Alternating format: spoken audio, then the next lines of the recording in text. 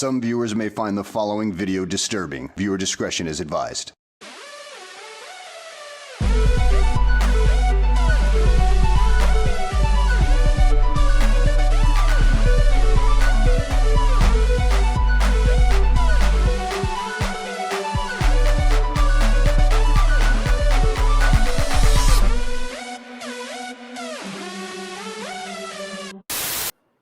Hey, good evening.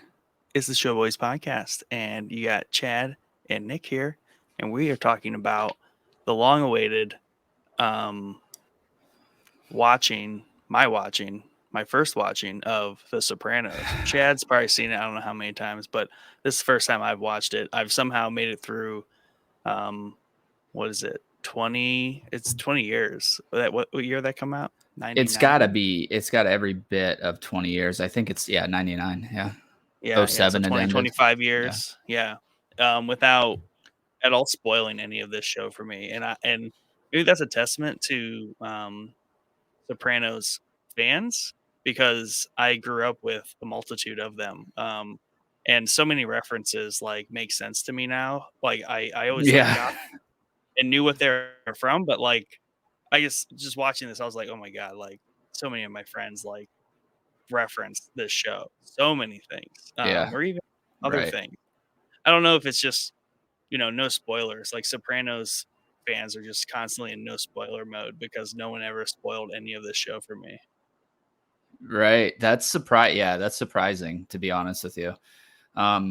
Because it's at least the ending of the show is like such a hot topic. Like it's a wonder that you missed it like through all the years. Did you know anything about it? Did you know that it was like controversial or any of that? I knew it had a controversial ending that I could not escape. I knew that much. Yeah. Okay. Yeah, that's funny, man, because it's like maybe it's just because I like follow a couple like Sopranos like fan pages on Facebook, but it seems like every other article on my Facebook is something about the ending of The Sopranos. And whether when I started watching this, my buddy, he started sending me like memes and stuff from like some of those pages, and then he was like, I can't wait to add you when you finish the series because these are great. So he sent me the pages, so I'm excited to join those pages and get Soprano memes, because the ones he would send me are hilarious. Like just the context of this show and like everything. Yeah, all the meaning behind everything is just hilarious. Yeah, and I do this with my kids all the time. My kids do it too, but I took the like from the Sopranos that Paulie always does. Anytime something goes on, and I always do that in the house. And they do it now too, so it's hilarious. So we're just, if you're in my house, you'll hear it, So, man, this show for me sat at my top list, like number one for a long while, and it kind of bounced back and forth between The Shield and The Sopranos depending on what mood I was in. And that was obviously up until Game of Thrones came out, and then Game of Thrones has trumped both those shows in my eyes. But yeah, this was like maybe the first show that I watched religiously week to week, even to the point where the final episode came out on June 10th, 2007. That's the day of our graduation for high school. And of course, people go out and party after graduation, right, in high school. And I was like, no, listen, the series finale is on tonight, so I'll be there, but I'm going home to watch it with my family. Then I'll be there. So I literally left my friends to go home and watch the final episode of The Sopranos, and then I went out afterwards. So it was like very devout. Yeah, very devout watching this week to week. And it's funny because I didn't even pick it up until I think season 5 was airing at the time that I picked it up. Oh wow. Maybe season 4. But I had been playing like Grand Theft Auto 3, I think, and I wanted like a mob movie or show or something.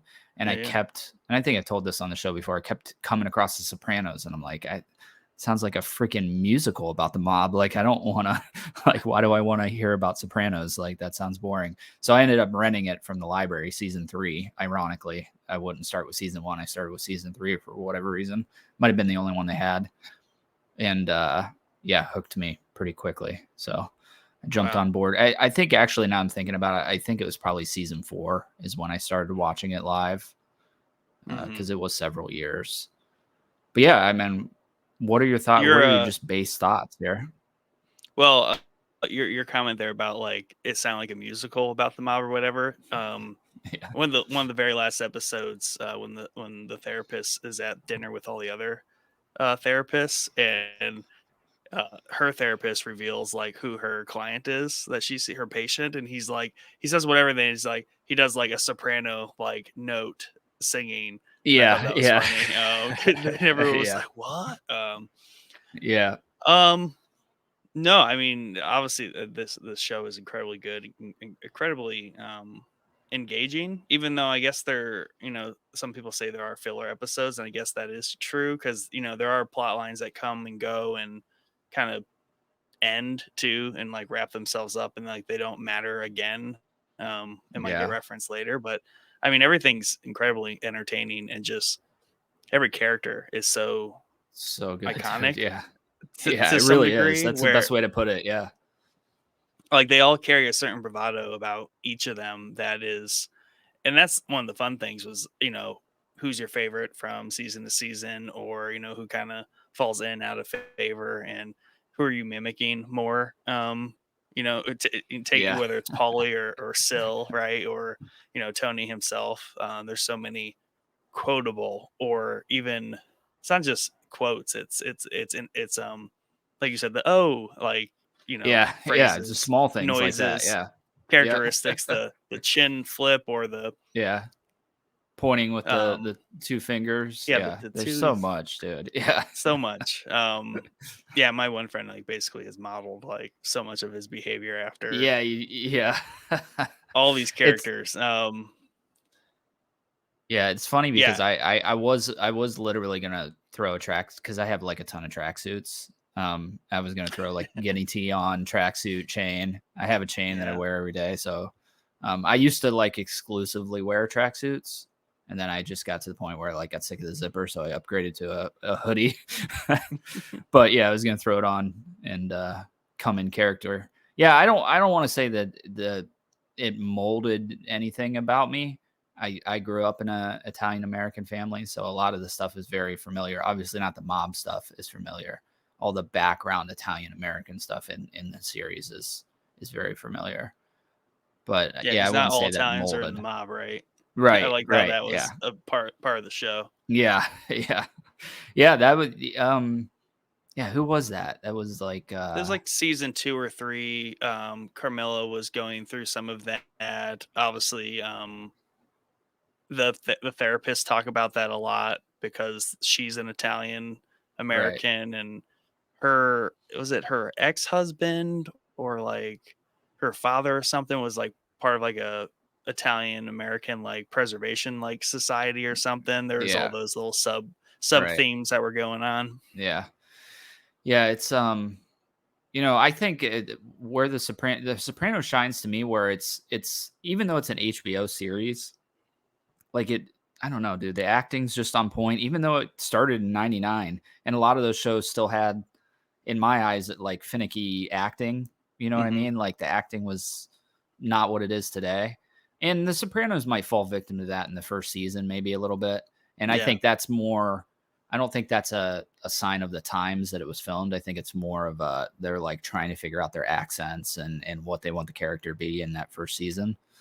Um, but yeah, I mean it's a series that constantly lands on top 10 lists of the greatest shows of all time, and I think it's well deserved to top be up there. one. Yeah, I think it's So well it's deserved. number one often. I think Yeah, Rolling it really Stone has it is. number one, and Yeah.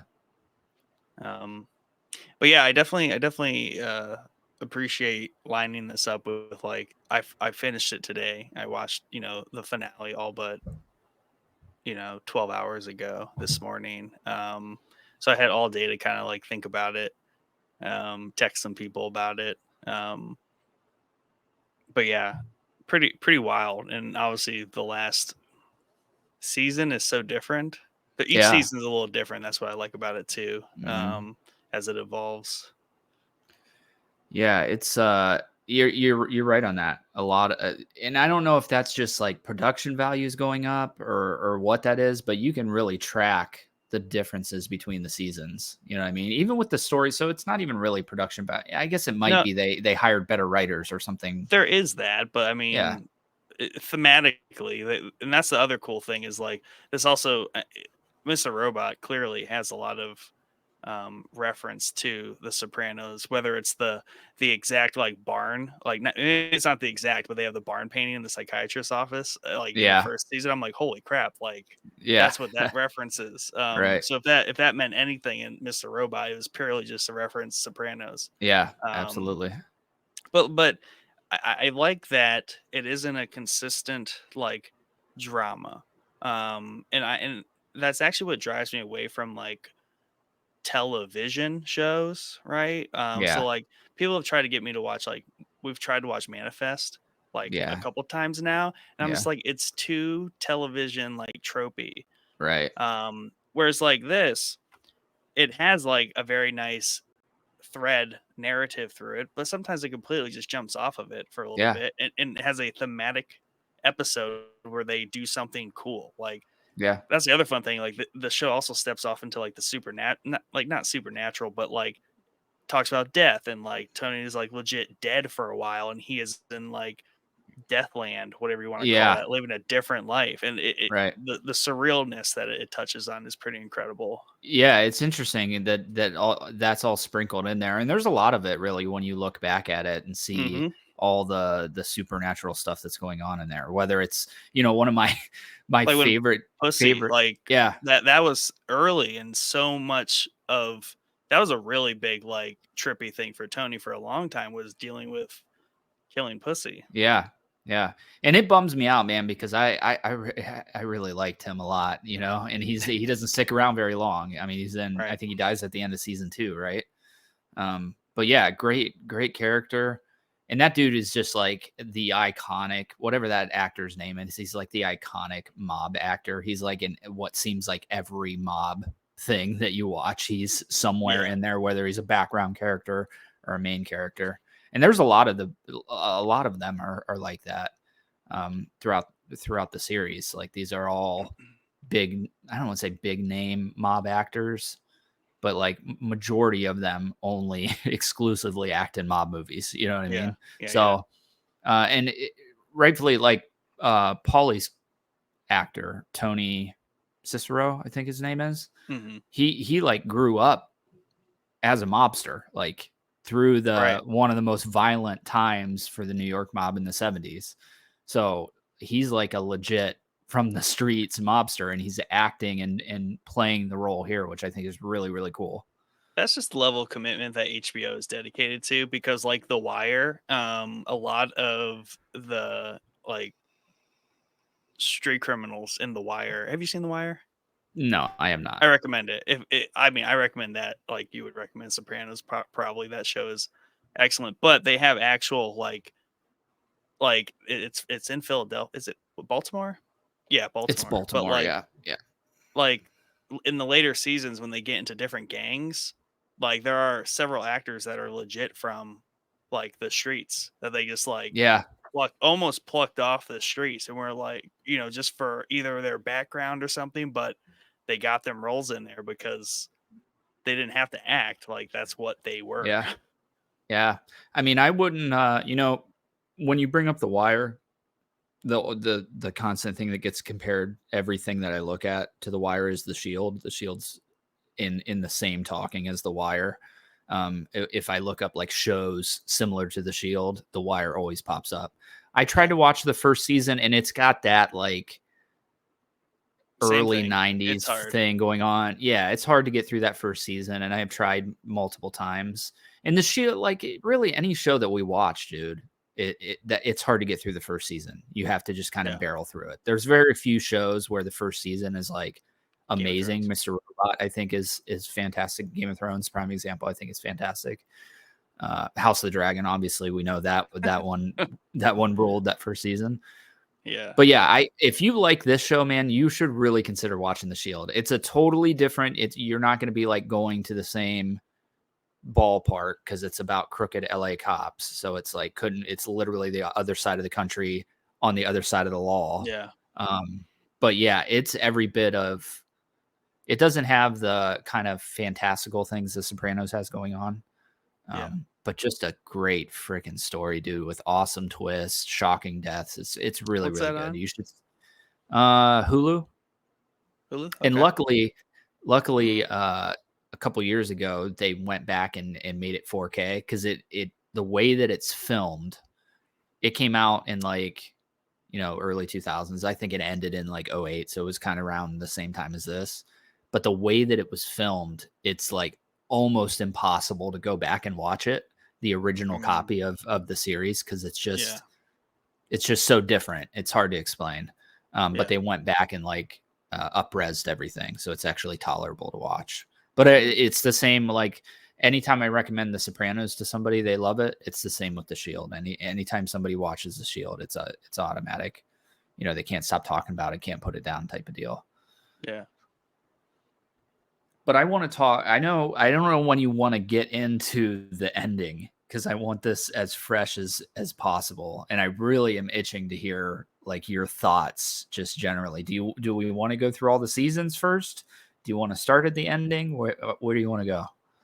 I mean, I like talking about notable events and things and Yeah, let's do moments that. from shows rather than like go through the season so much.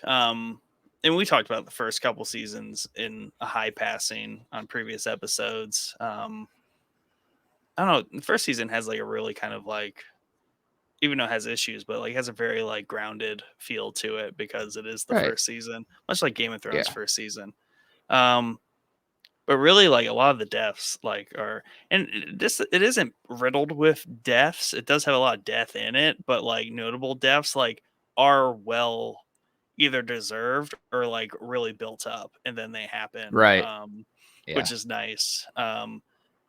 Chrissy's death was like probably the most like shocking, just because like Yeah, that for one was a sure. long time coming, and just the way it happened, like it was just like he was back on Yeah, another dude. cycle going through it, and Tony just like snuffed him, and I was like, that is intense. Like, Yeah, and what a way to go I about just that. love I love the way that whole scene is set up. Like Tony looks at the car seat and sees the freaking tree through it, and is like, if the kid was there, that's what he's thinking. Like he's gonna kill this baby, right? Because he's a jackass and he can't stay off the heroin. So, Yeah, so I love just everything that's set up there, and just the way that he literally snuffs him out by like holding his nose no, closed. It's just such a he just brutal, like drowns grimy on his way to own do it. blood. You know what I mean? Yeah, Yeah. but I mean, it makes total sense if you wanted to like just. I mean, he was otherwise dead. He just kind of like helped him along to ensure he died.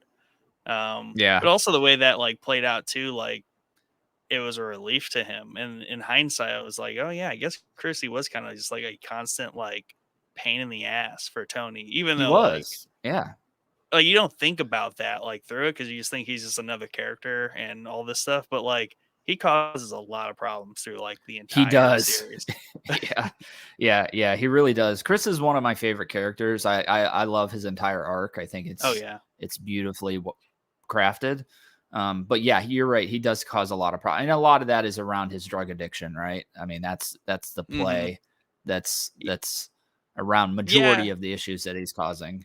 That and yeah, his kind of like his like God complex thing he's got going on, where I think he thinks he's much better than he actually is. You know what I mean? So he wants to be promoted and he wants to be made right. and all this stuff. But yeah, He just kind of has like he's the unofficial son of the boss kind of complex. Like he's yeah, got like a demigod complex is what he has. And I think why so many characters that otherwise would be problematic to most main protagonists is that Tony isn't your traditional protagonist because he's like kind of a piece of shit as well. So it's right, like, well, yeah, Chris is kind of justified and not in the complete wrong here. But yeah. I it's mean, just how he you kind of does a take lot the of the same characters. stuff. Yeah. Yeah, he does. Tony does a lot of the same stuff that Chris does. So, um, speaking of Chris, I'm assuming the answer is no. Did you watch the prequel movie, No, The Many Saints of Newark? I Okay. need to. So it is widely hated by the Sopranos fan base. Hmm. I personally thought it was pretty good. I dug it. There's cool things in it, and the cool thing is James Gandolfini's son playing young Tony Soprano, which I think is Right. awesome. So I wanted to support it just off of that alone. The story is heavily a Moltisanti story, so Chris's family lineage. I think it's good. I think they did a good job with some of the characters that are younger. I think they did maybe a bad job with some of them, but it's worth the watch. I think for Oh, sure. sure, yeah. Like when I heard that it was getting like slayed in the reviews, I was like, oh man, how bad can this be? And then I watched it. I was like, I don't understand what the hate is about it. It doesn't make Yeah. any sense to me. And it's a short, quick one. It's like an hour. It's not very long, so you should definitely hit it up because it gives a little bit of context specifically to Chris's dad and that Right. whole storyline with who killed him, and we see in the show that Chris kills the cop that was supposedly Yeah. responsible for killing him, which another great storyline. But yeah, I think that Chris does have that like father figure feeling towards Tony, right? Because Yeah. I don't think he has a father figure in his life, obviously, and that's played really well throughout the thing. And Tony takes advantage of that. You can tell throughout the series as well, multiple occasions. But I think Tony kind of maybe feels that a little bit too, because For there's sure. multiple times where like he was dead to rights to kill Chris, and Yeah. he didn't do it. Especially around the whole Adriana thing when he was freaking out about the Adriana and they had him out in the field, like he was dead to rights to kill him right there, and he didn't do it. So you're right when it said we get to Chris's death, it has built up over 6 seasons. You know what I mean? In Yeah. multiple stops where it should have happened and it didn't happen. But that being said, still was a pretty shocking death for me when I watched it originally. Just the way it all panned out. Yeah, just because he made it through so much. And speaking of him, I mean, Adriana's death was probably one of my favorite stylistically because it has my favorite um, underboss, if you will, right, of the core crew. Like I love Syl. Like Still, um, it's great. Yeah. it definitely changed over the seasons, but like mid series, like it really kind of settled on Syl being like my favorite. So the fact that he was just like a designated like hitter for Tony when needed be, Yeah. the fact that he just drives her out to the woods and does the deed, he takes care of things Yeah. when needed. Yeah, so that again, that death was shocking to me, but that for the Yeah, longest time, even till the final episode, I thought because you don't see her get killed. She's the one of the only characters you see get killed off screen, where you true. hear it, but you don't actually see her get killed. And this is looking at everything. It's like it's a very violent show. They show every hit basically. It's HBO, so they're not going to shy away from the violence. We see plenty of violence against women in the series, so it wasn't that. So I'm like, she is not dead. Like he fired a shot and let her go, and but it never panned out. So it was just looking back on it now, I kind of like the idea of not showing it, just because it plants that seed in your head that like maybe she's not dead. And there's even on Game of Thrones there were like the Hound was a prime example who ended up not being dead. So I like the kind of, is he dead? We left him dying. We left her maybe dying. Is she going to come back? But her whole storyline, even though there are parts of it, she kind of annoys the shit out of me. Is the main issue, just as a character. But I think her arc is really good, especially the FBI. Yeah, The arc around the club was phenomenal, and obviously what ends up getting her killed in the long run. And then I think one of the best pieces of acting in the entire show is Chris going to Tony's house, going into the basement to tell him what he found out about Adriana. which is a flashback in the season after that happens. There's a Yeah. flashback in season 6 when I think after they rob those bikers or whatever, and they're just kind of like sitting on the might have been might have been that moment, if not later. But that was cool that they threw a couple flashbacks in there to Right. that moment. So that I'm trying to think that when they rob the bikers, that's right after Ralphie, right? They're dumping Ralphie's No, body. Is that why they're out there? Okay. no, Maybe I get that they mixed up. were. Yeah, yeah. Ralphie died in like season 3. This was like 5 or 6 when I forget why they were on a little mission together, another like an out of They were up town there for something. But deal. that whole episode's so good, dude. Like it's Oh just yeah, because because it's he had just already cool to gone through see. AA because he didn't drink, and they grabbed Yeah, the wine they and were up there for something though. And I yeah, I thought forget. because Ralphie dies in 4, right? 3, I think I he think shows Ralphie up in does. 3 and dies in 3, or he dies in 4 Does he? I think halfway. he might die. Yeah, I think he might die in 4. I'm not sure. But I'm trying because they're up there for some reason. But yeah, that whole episode, including the heist against the bikers where they steal Yep. whatever it was, wine or whatever. Yeah, it was a bunch It's of just wine. so cool because it's such a parallel of the gang world where you have like bikers, which is like the total polar opposite of the Italian mafia, right? So you Yeah, got guys in suits driving like an Escalade, robbing the bikers with their scruffy beards and their cut off vests. It's just a cool scene, man, and it's yeah, always a treat to get to that scene every time I rewatch it because it's just you can see they're like having a blast during it too, yeah. like they're having the time of their life. Like a Grand Theft Auto And then their mission. Like they, meal, they had fun. yeah, yeah, right. And then their meal afterwards, where they sit down and eat, and they're like making fun of the whole situation. It's just such a good scene, dude. I love that Yeah, whole story, even though it's such a small little snippet throwaway yeah, story. There's a lot of them in the show that are just really good. Like even though they're throwaway and it really meant nothing, uh, they're just crafted so good. I don't know how to put it. yeah. Yeah, and that it's just it's just a ton of themes throughout the show, whether it's a fun way to set up an episode and have a theme around an episode or larger themes in the whole series. Everything's just very thoughtfully crafted, whether or not like Yeah, it means something to like the entire series. And I think that's a lot of what people I think did not understand about maybe Game of Thrones, and that's why like people hung on to every single storyline in Game of Thrones when it's just like you just have to let some go, yo. yeah, Um, and maybe Sopranos does a much better job of setting your expectations that a lot of this isn't going to go anywhere necessarily, or they do wrap up and you never do see that character again.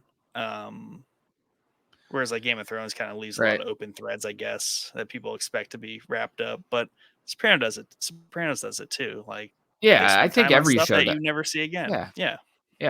Every show does it, and it's just that's like the downside of having a series, right? Is you're these series run over multiple years, right? There are going to be Yeah. storylines that they just can't fit into the ending of it, or don't want to, or it was meaningless to begin with. So you get a lot of Yeah. that through a lot of shows. Even The Shield has a couple. Yeah. So Ralphie dies in season 4 because he was there for the whole Pio Mai thing, the horse, and that's in season Yep. 4. Yeah. But yeah, I do want to talk about Ralphie, Oh, he's an just awesome because character. he's such a good character, dude, and such a loose cannon curveball to come in at season 3. You know what I mean? Like he's just 2 or off his 3, yeah. rocker, and Yeah. it might. 3, yeah. I'm trying to think of like the very first scene that we see Ralphie. I wish that it was when he was acting out the gladiator in the strip club with the guy. I wish that was the first scene. I don't think that it is. I No. wish that was the first scene we saw him because that really shows his character. He's just a hothead off his rocker. But yeah, they sell it like he's in Florida or he was down in Florida doing Yeah. something for a couple years or something and comes back Yep. up. But yeah, I mean, he's probably he's like a top 5 character for me, even though he For doesn't sure. stick around very long. He makes such an impact and is so good at poking Tony and pissing him off, and at every corner that he Mm-hmm. turns, he pisses him off, and it eventually bites him in the ass in the end. But I wanted to ask you, like, do you? Because I don't know that they really specifically say, like, do you think he killed the horse? Yeah, I think that's how Yeah, I took it. Like he rigged it to to get the catch insurance fire or money. whatever. Yeah, Yeah, yeah, it was a job for him, kind of. Like, it was just like a hit.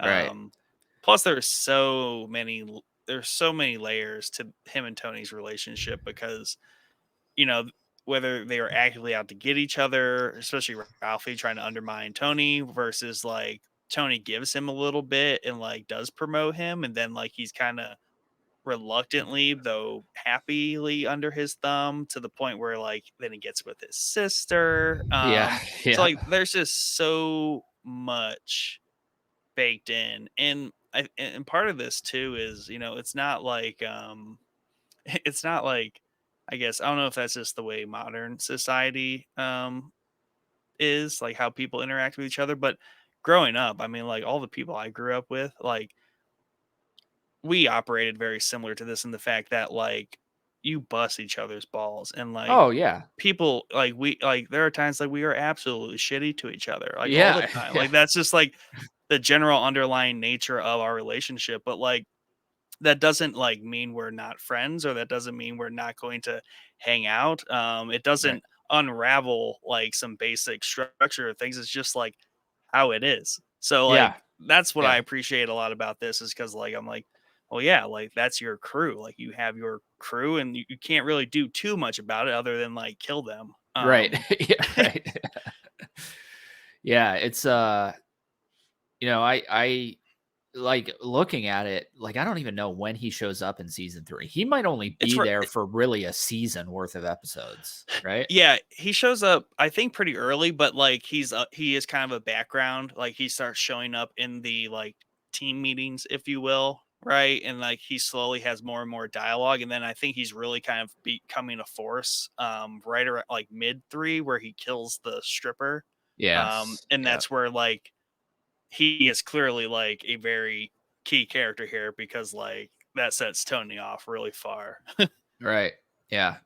Yeah, I think, the entire that entire episode of his death, and I don't even know where I land on the horse thing, because they don't really say. Like, they kinda leave it up for interpretation. Like, maybe Hmm. Tony's freaking out because he's so attached to this horse and thinks that Yeah. Ralphie did it, because Ralphie does most of the bad shit that goes on in the family. Well, yeah, well, and that's the weird thing, is because and there's always double meaning in everything, and also the like haphazardness of the truth amongst all of them, because Ralphie denies it when like he's damn near killing him right before he's killing him, right? But then he's like, but then he becomes so flippant about it, like it's just a horse, and like got the money, so like all the motive was there for Tony. So for all Tony was concerned, like just saying those things like made him guilty. Right. um so it's Yeah, like because was he does, like, half-ass admit to it almost. Yeah, right, And it's not even an admit, it's like a, "So what?" Like, who cares? It's an animal. Like, who right. cares? He's so Like, flippant about it. It's like, is he just saying that just because he's an asshole? yeah, Like, that's how, honestly, dude, that's right, how I take it. I think that's just, he was just being an ass. Like, yeah. he was making it maybe seem like he did it, and I don't think he thought that Tony was gonna have the reaction that he ended up having. Um, but And I that think, whole Go ahead. and that's the thing. Like Pussy's death was very, to me, like a traditional like you're a liability. We're gonna take you out in the boat, and we're gonna Yeah. take you out. And it's like the three of them, right? It's like the three musketeers, and they're taking out the fourth one, and there's reducing the crew. Whereas like Ralphie's death was like, I think one of the first ones where like was totally unhinged. Like that was just a runaway situation that did not have to be the way it was, because it was just like two very messed up personalities interacting, Tony and Ralphie's, and then Tony just flips his shit and like murders the shit out of him, and doesn't Right. just kill him, like Yeah. murders him. Yeah. I think the crux of that there is that Syl, Paulie, Tony and Pussy are all kind of the main crew that grew Yeah. up together. They're the main part of this family. And then you have the outliers, Chris, who's much younger. Obviously, was a baby when Tony was in his teens. Dad was a somebody Yeah. Yep. related kind of thing. Yep. And then you have Junior, who's like the old man of the crew that was there for all of it, but not really part of the main group that we're following throughout the show. And they're at odds a lot through the series as well. But then you have like Ralphie, who's just there because he earns good money. Like he's there only because of that. And he gets to act the way that he does because he is such a good earner. So it's like the whole point of the mob is to make money. So Ralphie makes a shit ton of money. Yeah, he does a lot of fucked up shit, but he's making a lot of money. And that's the whole point of this entire thing. So he's never felt like he was part of the main crew. He was just like the dude on the side that was making them all a lot of money. Well, I mean, that's a good point though. And that's a fuzzy crossroads about the mob, because a lot of it is built around family though. But with the intersection of it being a business enterprise of making money. So you have these dynamics where you have like the core crew of friends who all came up together and there's a certain level of loyalty there. You have the actual blood loyalty that Tony talks about with Chris that they share. And then you have the money earners like Vito and Ralphie, who make just so much freaking money.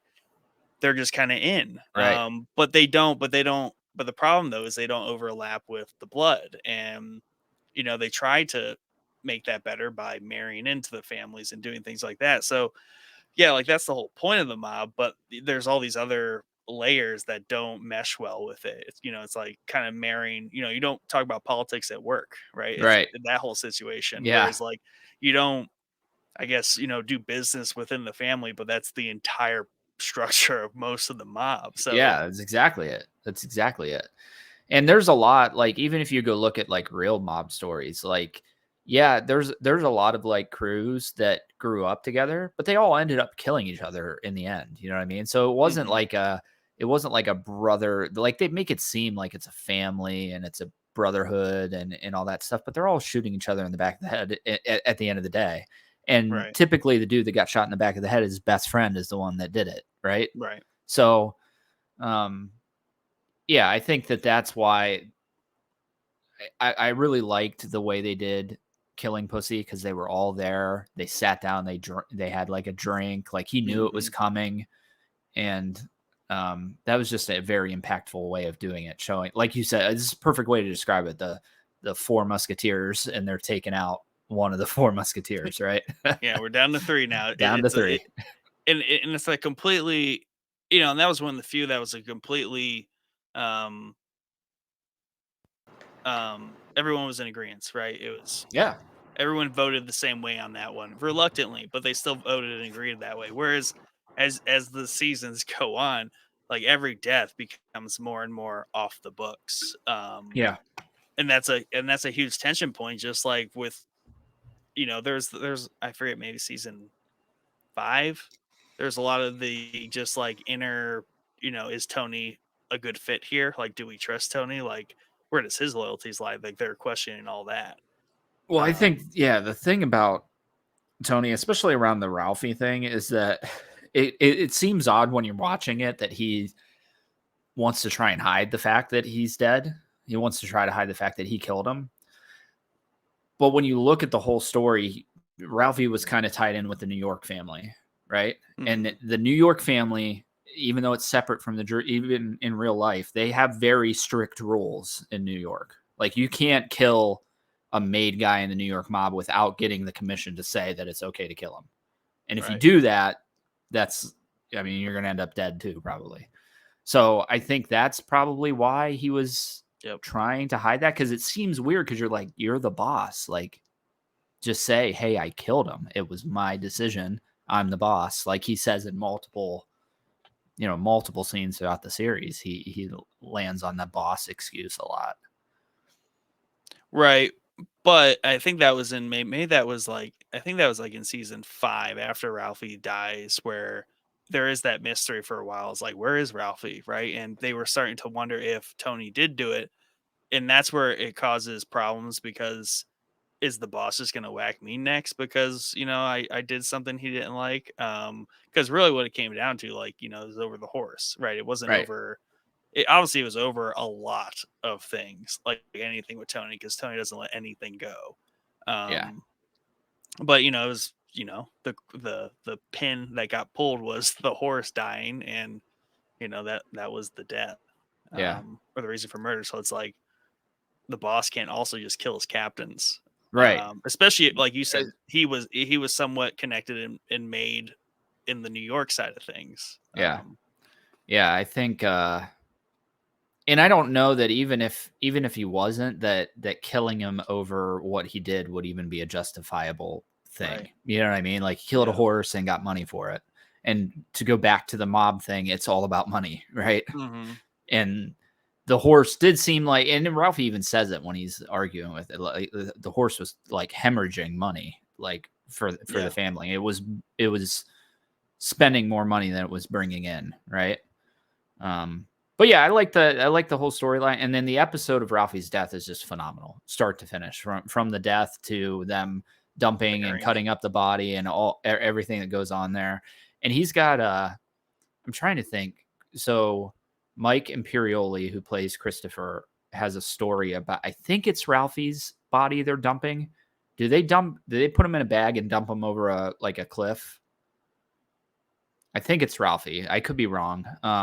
But he has a story that they got completely shit faced, him and James Gandolfini, waiting for the lighting to get set up for that cliff scene to throw the body over. It was like a 5-hour lighting thing or whatever. And they got hammered to the point where they had to tie chains around their ankles to make sure that they didn't go over because they were so hammered by the time they were ready to film. And I just think that's such a funny story. And there's a lot of those. They have a podcast actually where they tell a bunch of stories about the Sopranos. It's super interesting I do see that on there. It's like I don't know, but yeah, I see that on there. I thought about watching that. Yeah. Well, now I'm confused. Who does Janice murder?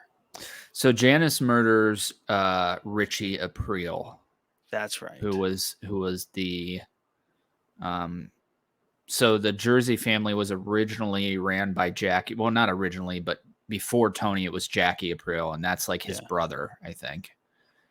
And he's got kind of almost the same thing as that Ralphie's got going on. Yeah, I'm mixing them up in my mind. Yeah, you are. And it's not. I mean, it makes sense, but yeah, I think Ralphie dies or not Ralphie. Richie died, and they have our names too, so that's not helping probably anything. Right.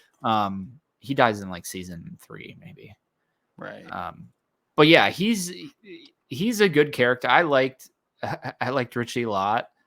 Just because I seem to gravitate towards the characters that poke Tony. You know what I mean? And he was just not dealing with Tony's shit. And it's confusing because Janice dated both of them. But now that I looked up his face, I'm like, okay, yeah, that character. Forgot about him. He was also a pain in the ass because he was trying to, and maybe that was the season where he was trying to undermine Tony and the fact that he was trying to become boss. Right.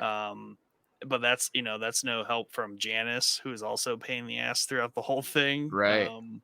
And he was really trying to undermine everybody. He tried to get Chris killed essentially, in a roundabout way, even though those two young kids that are working with Richie, and I can't remember their names off the top of my head, that the one actor is a famous, the Bronx Tale kid. Yep. Richie didn't tell them to go kill Chris, right? They just kind of took it upon themselves to notice that he hates Chris, so let's go kill him and maybe we'll get in his good graces. And that obviously didn't work out, and he freaked out on him for even trying it. Yeah. But that's another, and that's that's because Pussy is there when Tony kills that young kid, so that had to be a season 2 storyline, right? Mm-hmm. Those two kids, I enjoyed everything, especially the poker scene where they're the maids during it, and they got the what's he run, like a sport, like a hunting store or something, and they won't let him into the poker game. You know who I'm talking about? And they ended up like bankrupting him. It. Yeah. Yeah. That whole scene, Sill's so good in that scene, dude. Like his like freaking out during the entire thing while he's playing. He's like one of those people that gets really angry when they're playing poker. Yeah. So yeah.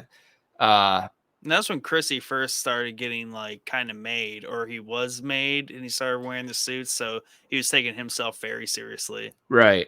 Yep. Same thing. And then the other young kid is Jackie, Jackie Aprile. And that actually might be when, that is when Chris gets made, because that's season 3 that whole thing pans out.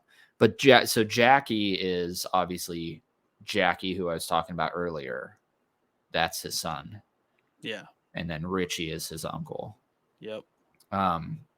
But that kid bothers me because I feel like there are a lot of those kind of guys where they're like the young kids that grew up in an Italian neighborhood and they think they're mobbed up.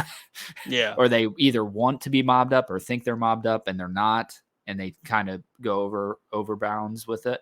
Right. I like Jackie's character. I think that it's good. The only thing that bothers me about him, it's just so absurd. It drives me nuts every time that I watch it. The gun that he gets killed with does not cycle. Like you can tell it's like a rubber gun. So it doesn't, it's just, there's nothing. There's no recoil. The slide doesn't go back. That shit kind of bothers me. I don't know why. It just sticks out like a sore thumb to me. You can tell it's a rubber gun. But yeah, how'd you feel about Jackie? That was a little while ago in my memory. Yeah, for sure. Yeah. But I was, again, that one was definitely, I don't want to say shocking, but definitely like the deaths aren't shocking. Where like Game of Thrones has shocking deaths. Like the deaths in Sopranos aren't necessarily shocking. They're more just so interesting when they happen, because of how much is tied up in these characters. In every line of dialogue, every scene, and then like it's just kind of like this is what it all comes to. Right. And I think that plays into obviously how the whole series kind of ends. But yeah, and I also like that Omar from The Wire is the guy he's staying with in the ghetto there. Yeah. He's in a ton of stuff on HBO. Yeah, he is. Yeah. So I was happy to see him. But Tony had him whacked. Is that how that went? So yeah, because he just got shot. Like they just shot him. Yeah, what happened was him and his buddy tried to rob a poker game. Yep. And they had heard the story like Tony or Ralph. I think Ralphie is actually the one that told Jackie the story of how Tony and them got made back in the day. Because he was dating his mother, and he was trying to push Jackie along there. Yeah. And Ralphie I don't even know. Shitbag. Yeah, I don't even know if it was like, I don't know if he was maybe just telling a story and not maybe I don't think he was pushing like, hey, you guys should go do this. I think he was just telling a story about how Tony and them got made and he didn't because he had like the clap or whatever and he couldn't go with them on the I think with characters like Ralphie, it comes down to an ego thing and mixed messaging, because characters like that, their messaging isn't really consistent. It's very unpredictable. Right. And to a young person like Jackie, those messages to him all mean something, like pinnacle wise. Like everything in his mind, everything Ralphie's doing is like for a reason. Whereas like, no, dude, like Ralphie's just kind of hooking you up with some drugs to make some extra scratch on the side, and maybe sometimes shows an interest in like you're useful to him in a mob setting. Right. But also he's just telling you fun stories about how cool his life is, or some, that doesn't mean go do it. By no means. I don't think Ralphie meant for him to go do that. But I take that though as mixed messaging, because Jackie was kind of looking to him as like an into the mob because he kind of started to mentor him. Right. But Jackie doesn't, or Ralphie does not think that holistically about anything. No, right. Yeah, absolutely. And the difference is the story that he tells is Tony, Syl, maybe just Tony and Syl, maybe Paulie's there too. Go and rob a poker game, and then eventually they get away with the money. The right people get their money back, and it showed that this crew had some balls, and they were able to move up in the ranks. And Jackie takes that on because he is like the wannabe up and coming mob dude. He's always around mob guys. None of them take him very seriously. They tell him go to college, go be a doctor. Tony tells him multiple times, like, your dad wanted you to be like a doctor or a lawyer, not in the mob. But that's not what he wants. And they go and do that same exact thing to Chris. I think it's like Chris, Furio, a couple other people are in the room. But the mistake they made is they kill somebody in the room and then they shoot Furio. So obviously that's a totally different story than what happened over here, where nobody got hurt. People got their money back. But yeah, I like the way that was all set. That was all set up. And then he goes on the run eventually after that. And that's how he ends up. Yeah, I assume Tony, it might've been Chris that was the driving force behind getting him killed, because it was his poker game. Yeah. And I actually, and he had a complex about, if he just got made, and like, he couldn't let anything pass over him, because it would have been a complete insult to Chris not being taken seriously if they let these kids just get away with that. Yeah. So that's a little bit of a complex on Chris's part too. For sure. Yeah. Cause he's newly made at this point. Like, we see him multiple times through through the early parts of being made, where he like goes to the pizza shop that he always hung out in, and he's like too good for it now. Like, he can't hang out in there anymore. He's got his pinstripe suit on. He's driving his Range Rover. But yeah, the Jackie stuff's fine. Like, it's a passable. I don't think it's really, I mean, it could have been taken out and been perfectly fine. One thing that's hard to like keep track of is all the grieving like family members that show up in like later seasons, where it's like, oh, this person's all messed up because so and so died. I'm like, who are they again? Yeah. Because there's so many like widows and like kids or uncles. Like, so many people have different grudges about, why is this person pissed? Oh, because whatever. I really dig that aspect of the series. I like it. Because a lot of the shows that show all these people getting killed, like, you never see what happens to like their family and how their family gets pissed off, or they fall on hardship, like Pussy's wife running the body shop, that whole storyline. You never see that aspect of it. So the cool thing about, for me, for The Sopranos, is it's a mob movie, but it's like well more fleshed out. Where a mob movie, like if you take Goodfellas, it's like the greatest hits of the story. You know what I mean? Like, it's all action. There's not a lot of background stuff. So that's what I think. Obviously, you get that with a series or a book. You get a lot more than you would get from a movie. But The Sopranos does a good job of balancing the mob side of stuff, and then also like all the family drama stuff going on the side that really has nothing to do with the mob. Whether it's, every storyline told with Carmela, whether she's trying to buy the house and he wants to like gamble the money away or whatever.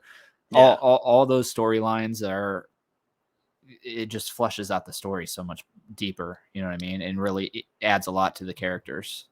Yeah, and they're more for theming too. Like, they're not plot lines. They're just like they're just setting more context to things. Like, the fact that, early on I thought maybe, Carmela and Tony's marital issues was like going to be a finer point of an arc, but it really isn't, because at the end of the day their relationship does not change at all in the series. But I mean, there's a significant amount of time stressing like the ups and downs that they do go through. But does it pan out into anything substantial or meaningful? No, not at all. No. But it applies a lot of context. Yeah, it does, and it adds the family drama Yeah. to see that he's not just a mob dude. He's also like a husband and a father. And I do want to talk while we're on the point. I do want to talk about AJ and um, what the hell is his daughter's name? Meadow. Meadow. AJ and Meadow. So for my money, these are like hands down the worst two characters on the show. I AJ is definitely the bottom of the list for me. Like the kid just, I'm sorry, and you can tell because he's not been in anything since. The kid sucks at acting. And he's just annoying. His storylines are just fucking annoying. I don't know how else to put it. Do you agree? Yeah. Yeah, so I like Meadow. I like Meadow in the same way I like Carmela because they have the female Italian like take on everything, and Meadow's always coming in with some like, progressive takes on like whether she doesn't like the fact that the FBI can just take her father away, and it's because like he's Italian and he's in the mob, like Yeah. all those little things are always just kind of fun to me. I do like seeing who she dates too, because I always Yeah. thought that was just low key interesting. Like, is she going to end up dating like a mobster? She kind of does, Yeah. or part of in the family, and that's just I think that's just cool to watch for like Carmela and Tony are at the end of the day parents, and Right. it's kind of like a sitcom Yeah, at it some really is. point. Yeah. Yeah. I mean, Um, I agree with you. I think Meadow, now that I think about it, Meadow has really good storylines really through the series. yeah, I love her storyline where she goes to college, that whole thing going on there. I like the boyfriend that Tony doesn't like that she brings to the house, that whole storyline. And then all the stuff at the end of the series, I think, was really well done. She just felt more fleshed out than AJ. AJ was just kind of like, what the fuck? This kid is like such a shit show, bro.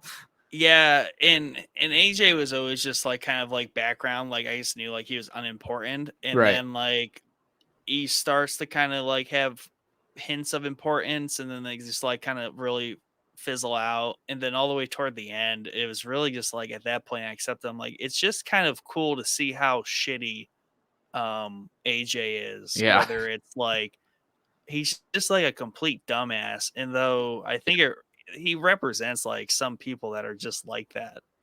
I think he represents the grew up with a silver spoon in their mouth type of person, you know what I mean? That are just don't end up going anywhere.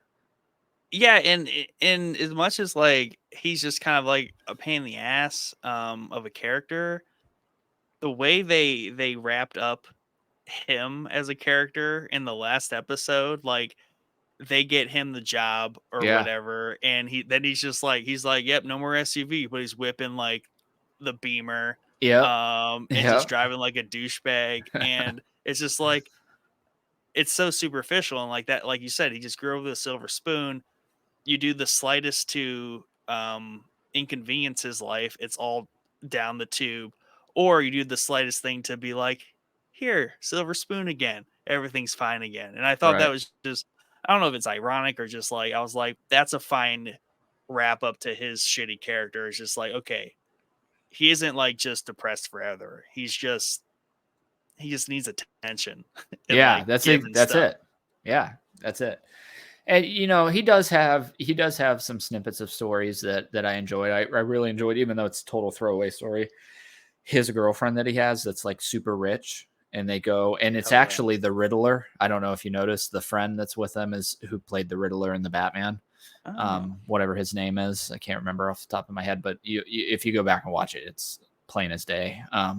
It looks just like him too. It's like he's like maybe 16 in the show, 17 years old. But yeah, they go to, and she has like a super richy house, yep. and then they like go to Tony, and she's like, I thought the mob boss would have like a Michael Corleone style house. Like this is pretty basic. Yeah. For whatever reason, I like that, and then I really do like the kind of tail end of his depression story. With the pool scene and all that. I felt like that was like one of the most emotional, heart wrenching moments for Tony in the series for me, is that whole thing. He's an idiot for failing to kill himself Yeah, with yeah, a fairly ingenious way of going about it. And honestly, like, his acting wasn't too terrible there. Like, he seemed No. like a pathetic character that was about to try to kill himself, and, Yeah. I Yeah. was pretty sold on it, Yeah. especially coming off of, like, that's just episodes not too long after Chris dies. Right. I could have sworn I was like, "Dude, Tony's just gonna ignore the fact that his son's drowning out there, or, like, he's gonna, like, kill him." Because I was like, he just did that to Christopher. I'm Right. like, and this is the moment I was like, are they going to, like, seal the deal on the fact that, like, Tony is a sociopath and, like, legitly just that selfish where he would kill his own son, because it would improve his life and fix some problems? Yeah. No, they didn't take it there, Yeah. only as And far as, like, he would kill Chris, though, in that capacity. right. And I think I think that's the general thought going into that scene, because it is, like you said, right after what just happened with Chris. So you do think that, but then you see a totally different side of Tony, and a super emotional side of Tony that I don't know that you saw at all throughout the series. He's pretty cold hearted and emotionless through majority of it. And that comes out in that scene. I don't know. I think it's fantastic. Heartbreaking to watch, obviously, but Yeah. the acting's freaking amazing. But yeah, outside of that, man, AJ is just like, every time I watch Yeah. it, dude, I'm like, dude, this kid is just so stupid, man. Like, they could have Yeah. gave him a little bit more. You know what I mean? Because Meadow, even though like in early seasons, Meadow's kind of the same way. She's like that Yeah. stuck up, snobby teenager. You know, the female that has to argue about everything. They kind of flipped because at least in season 1, like, she's like the kind of snooty, right? Like, Italian royalty, if you Yeah, will. Like, yeah, and is more privy to what her dad does, but also in part largely resents it, especially when she goes to college and all that yeah, stuff. Whereas, like, AJ more so admired it, was also ignorant to it, and just lived a pretty basic, teenager life. But somewhere in the middle of the series, Meadow starts to appreciate her status, or even her family status, right? And yeah, not use it to her advantage at all, but, like, she's very aware of her family and everything and yeah, how it impacts stuff. Whereas AJ then becomes, like, to the point where, like, he just cannot handle it. Like, he just doesn't know how to process it. Whether right, it's blow money at the clubs, using the fact that he is AJ, like Tony Soprano's son, just with just stupid stuff that he does, and to the point yeah, to where he drives himself into this depressive state where, like, he's worried about, like, I also like the fact that, like, it's Iraq, it's close to 9/11, all that stuff is just really cool too. yeah, Um, and it was really weird. There were multiple times where I was like, it's basically today too. Like, the things that, like, they would complain about, yeah, same complaints happen today. yep, So, like, yep, uh, partly, I don't know if it's just the way, like, writing works, but also it's like I'm pretty sure nothing really changes for the past right. 2,000 years. Like, No, it people never complain does. about the same shit, worry about the same shit. Yep, Um, yep, though I did think it was funny though when, completely off from where we're at, but when they talked about shipping containers might contain, like, the terrorists, right, yeah, to get into yep, the country, yeah, I'm like, that has changed because clearly, they can just walk in these days. That's the current, like, problem that everyone right, thinks we have. We're not right, worried about locking down the ports so much because they have to sneak in through shipping containers. yeah, yeah. That has changed for sure. So yeah, yeah. The other, it is interesting, a lot of the stuff that you're saying there, because you're right. Now that I'm thinking about it, like, it all applies to today. um, to go back to Meadow, the only storyline that I really kind of loved, even though it's maybe a single episode, is her and Tony going to visit colleges. Yeah. So good. That's so good, dude. That whole storyline. She confronts him about being in the mob. They end up finding, like, a dude that ratted on him down there that Yep. Tony ends up killing.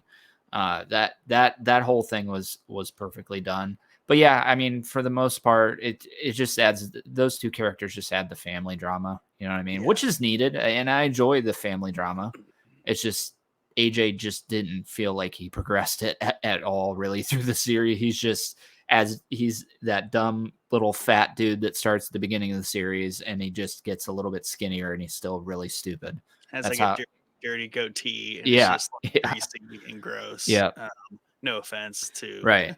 the greasiness. I'm super greasy. You can see it probably on my forehead. But the episode where they go up north, look at colleges, absolutely fantastic episode, and also the fact that like Tony's putting in the work, because that's still really early on to where like June's still involved Yeah. too, and he's not necessarily the boss yet. But he's pretty close. He's like the acting boss, I think, when that all goes down. But like the cat and mouse game that they had going on there, and then like when he does kill him, like goes to like in the woods and stuff, that was all just so cool. Or like when he was sitting outside at the motel, that was a great episode. Yeah, very great. And it, there's not for my money, there's not a lot of. I'll be honest with you, I've rewatched this show probably 6-7 times probably throughout my life, and I've maybe watched season 1 once, maybe twice. Right. I usually just skip season 1 because there's not a lot of stuff. Yeah, it's not stuff that you need to know going into a second watch. Like there's not a lot there. Where in the later episodes, you pick up on a lot of stuff that you missed. Just like Game of Thrones, you pick up on a lot of stuff that you missed. But season 1, I don't know. It's just not. It just doesn't do it for me. Yeah. I literally didn't even. I had all the DVDs. I never even owned season. I never even bought season 1. So it's just like you know what I mean. So there's only a couple good episodes on there, and then really for my money, the series just starts at season 2. Like that's where it starts. The ball starts rolling. Who can we talk about? I want to talk about Furio, who's one of my favorite characters of the entire show. That's kind of a dud. There's some dud storylines in there, like the whole thing with Carmela. That was just like more context to add tension, right? Yeah. Furio doesn't die, right? He just goes back to Italy. Is that how that gets played out? So that's how I took it. Yeah, he goes back because it's his. I can't remember how he sells it. Like his dad's dying or something, maybe, or his dad did die and he went back. Yeah. It's not so much that storyline. I don't know that I like that storyline with him and Carmela. I feel that's a little weird. I'm talking really his early days on the show. Oh yeah, his early episodes, so great, and it's cool. One of my favorite episodes is when they go to Italy, just because it shows kind of the differences between Italians and Italian Americans, which are very different. The same lineage, but very different. So even like little things like Paulie just wants like pasta with red sauce and they don't have it. You know what I mean? They're like, what are you talking about? I'm sure that's probably played up a little bit. I'm sure they have it in Italy, but it's also very important for Chris's story because I think it's the first time he tries heroin is in Italy. Yeah. Meets the dude, he sees the track marks on his arm, and I think that's the first time that he gets high. And then Tony's storyline with like the female boss down there is phenomenal. So everything about that is great, and it also shows to the same differences with Italians and Italian Americans, same difference with the mob in Italy versus the mob in America, which are very different. The mob in Italy is through and through a terrorist organization. Like they'll blow shit up. Like they have no regard whatsoever. Italian American mob is obviously really different from that. You know, they try to limit the civilian casualties. Yeah. And it's nice because it tethers to like when they call in the cousins to come like do hits. Yeah. That's always fun. But like that's also the thing is like that's because they're straight up like terrorists. They will just straight up come over on a plane ride, murder a couple of people, and fly back. Yep. That's exactly it. And it shows in that scene too where they're in Italy and they're with the old man boss who's in the like wheelchair, and kids are like lighting off firecrackers, and Furio like tackles the the boss to protect him, and then they beat the kid up. And Tony's like, that's just a kid. Like, he's just playing with fireworks. Like, what are you guys doing? That shows the differences between this kind of divide between the American mob and the actual Italian mob. Yeah. So that episode is just so good. And it's kind of reminiscent of, for me, for whatever reason, Godfather 2, where they're in Italy, you know? So that's probably a top 5 episode for me. Outside of like the big pop-off episodes where a lot of shit's happening, like the chill episodes, that's one of my favorites through and through. But Furio is just so badass when they bring him over, man. Oh, yeah. The first thing that Tony has him do is like beat up that massage parlor lady, and he just goes in there and fucking wrecks house, dude. It's so cool. He's speaking Italian the whole time, which I think is awesome. It just shows that he's a badass, and I wish they would have carried that Furio through the entire show and not made him the, I'm not sure why they did that. Romantic interest of Carmela or whatever. Yeah, maybe he was like, I can't come on for the next season. I'm done. So write my character out, maybe. Yeah. So that's what it seems like. Yeah. They just turned him into like eye candy for the wives, and then Yep. He just becomes like the hunk. It's bizarre. It's bizarre the way his story ends, because it doesn't end. Right. It just fizzles out. And he's really a main character through a lot of the show once he comes over from Italy. So yeah, I don't know. I never, even rewatching it 7 times, I still don't like it. I don't like the way that it pans out. I wish they would have at least killed him or had him try to do something to Tony or something. I wish something would have happened there versus he just got on a plane and he's mysteriously gone for the rest of the show, you know? Yeah. When the whole crew and like him are outside, like the meat what do you call this? Satori's? No, it's Satriales, I think. Yeah. When they're all just hanging out outside and like he's there. Yeah. And I forget it wasn't like a car accident or something, but like that whole scene was great. And that was, to me, just, I just love that scene when it's just as simple as like they're just sitting out there and chilling. And in the last episode, it's just Paulie sitting out there. Yeah. After Tony walks away, which is really sad. Yeah, everything. I love those snippets because there's a lot of good dialogue that goes on in the snippets, but there's also a lot of funny shit, like Paulie tanning with the freaking metal thing that he, you know what I mean? It's just that everything outside of the pork store is phenomenal, and everything really inside the pork store is really good too. Yeah, it's the dude that they kill from New York, Paulie and that was I great. Can't remember the other dude's name, dude. That scene, I love it because Paulie or Sills jumps on his back while the other dude stabs. It's just so, and then they fly back into the bowl of meatballs that go all flying. I'm like, this is so good. What was? Oh, wasn't that around the time? Well, there was the whole festival thing that like they were all up in arms about Columbus Day. I thought that was funny. Because that's really kind of like that's continued on to this day, like that whole it's funny because like I watched that, and I grew up in an Italian American family, and I don't remember us celebrating Columbus Day as a Italian American holiday like they act in the show. Maybe that is a thing. Maybe that's like a New York Italian thing. I think it's more of an East Coast thing because like that's where, that's just like original 13 colonies. Not that Columbus had anything to do with that, but more of like when they came over, they kind of see him as like the first Italian to technically come to America.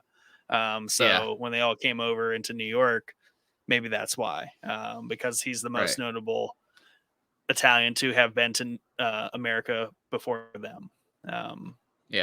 But that storyline is great. I agree with you. That episode, Columbus, I think is the name of the episode, is really is really good, I think. But what was he busting their balls about? Was it Vito? Why they ended up? It was Vito. That guy? Yep. Yeah. So Vito, obviously, we find out that Vito's gay, and that causes a huge wedge in the family, and he goes on the run, and that's what I can't remember. Dom, I think, is that Big Dom they call him. That's what he's like busting their balls about Vito. But yeah, that just the whole scene, especially the landing on the freaking bowl of meatballs. I was like, this is just so. This is like the most Italian mob hit I've ever seen in my life. But yeah, everything around the pork store is great. Everything around Bada Bing is also phenomenal. I think like every scene in that strip club is just so great. Whether it's the poor freaking dude that works there, the like bartender guy that Tony just beats the shit out of like on multiple occasions. Nearly kills and him one time. Everything around that, and especially in the back room of the strip club, like everything that happens back there is awesome context for everything that's going on. But yeah, where do you want to go next, character wise? Well, we touched on Furio. I don't know. There's a lot to say about Furio. You know what I mean? He's just a badass Italian, and he fizzles out rather quickly. You know? Yeah. So like still like ultimately he gets shot and he's just kind of like in a coma for better or worse in the last episode. But then we have Paulie, right? And Paulie was like one of my favorites in the earlier seasons, but then like I think around the whole like nursing home thing, like he shifted to be like more annoying for me, especially when he became more of just like a constant when he started talking with Johnny Sack kind of behind Tony's back, and that whole like he kind of shifted in favor. And then he kind of became like the old head, annoying. Tony said it best, like remember when is like the lowest form of talk or whatever, dialogue, conversation. Yeah, he I love Paulie through all the series, but he does get very annoying towards the tail end of it, where he's just like and I don't even know what his play is, because he doesn't seem like he wants like Tony's position or anything. Like I think he might even comment that he doesn't want Tony's he declines for good reason. He declines the construction job in the last episode to Tony offering him. Well, everyone that has taken it has died. But he's kind of like a bridge generation between Tony's dad and Tony. He always just is acting suspicious. He always just has that look in his eye, and like even in the last episode, I was like, he was being suspicious. Not that meant anything, though. I agree with you. Yeah, there are a lot of high points, I think, for Paulie. Pine Barrens is Pine Barrens. Top 3 episode, dude. Like that whole episode is so good. And I think that's widely regarded as like one of the best episodes of the series. And the whole premise is them going to either collect money from like a Russian dude, and then they end up getting in a fight with him and seemingly killing him. It was Sill's collection, and for whatever reason, Sill didn't do it, and Tony made them go do it. And they were already pissed. Paulie was already pissed about it. And they just ended up murdering him. But that's the other thing, though. They didn't murder him. That's the thing. That's an open thread that never resolved. He's just gone. That dude just ran away, never to be seen again. Worked out for them, I guess. So he ends up like they go up to the Pine Barrens, which is like the heavily wooded area in Jersey, to dump the body, and he ends up like waking up, and they try to chase him through the Pine Barrens and gets trapped out there, stranded and lost. But that, I think one of the strongest storylines in the entire series is Chris and Paulie and their butting heads over and over. And then it's even better in Pine Barrens. You know what I mean? Yeah. Oh yeah. It's just so that episode is just, there's nothing fancy about the episode. Like it's a very simple setup, but it's just executed so well. Yeah. Yeah, that's a good one. But I will agree with you. Like Paul, like I do find Paulie just funny in every scene. So even in the scenes that he's annoying, I still think he's funny. Yeah, that and the he's like a huge germaphobe. You know what I mean? Yeah. So there's multiple comments there about how bad of a germaphobe he is. The nursing home stuff, yeah. I mean, like all the stuff around his mom is like, it's whatever. I do think it's funny that how he like tries to steal the money from his mom's like best friend or the lady that his mom wants to be friends with or whatever. And ends up killing her, I think, right? I think he smothers her with a pillow because she catches him trying to steal the money from under the mattress. But it's just such a bizarre thing for him to be doing because he's like a relatively high-ranking member in a successful mob family, and he's still stealing money from a nursing home mattress, you know? Well, that was during like some financial hardships that season where everyone like they were kind of saying like a Everyone recession. was struggling, yeah. Yeah, like economy was not doing good and like inflation or whatever. And that was something he did, and he brought that money and he was like, easy score or whatever. Yeah. Yeah. Just trying to get some money. Yeah. Yeah, I don't know. I will always love Paulie. Oh yeah. And I love that actor and everything that he's in. He's in Goodfellas. He's in Gotti, the Gotti movie I want you to watch. The new one? So yeah, he's in no, not the new one. Don't bother with the new one. What just go on a little side tangent here for a second. Gotti, the original Gotti HBO movie, is one of my favorite mob movies of all time and is widely regarded by ex-mob members as the most realistic mob movie to ever be made. That being said, the new one, which I was amped to the point where I went and saw it in the theater, is horrendous. And it sucks because... Gotti? Or what, say it again? Is that on Netflix, the Get Gotti? Or am I thinking of something different? No, that was like another made-for-TV thing that I think actually has Melfi's actor in it, Dr. Melfi's actor in it. I have not watched that one. This one's called, I think it might just be called Gotti. Might have something behind it, but the thing that sucks about it is John Travolta plays John Gotti and plays him beautifully. Like some of the best. I mean, it's almost like it's him on the screen. But the problem with the movie is there's just no plot. Like they're just hitting the John Gotti story snippets. You know what I mean? There's no through plot.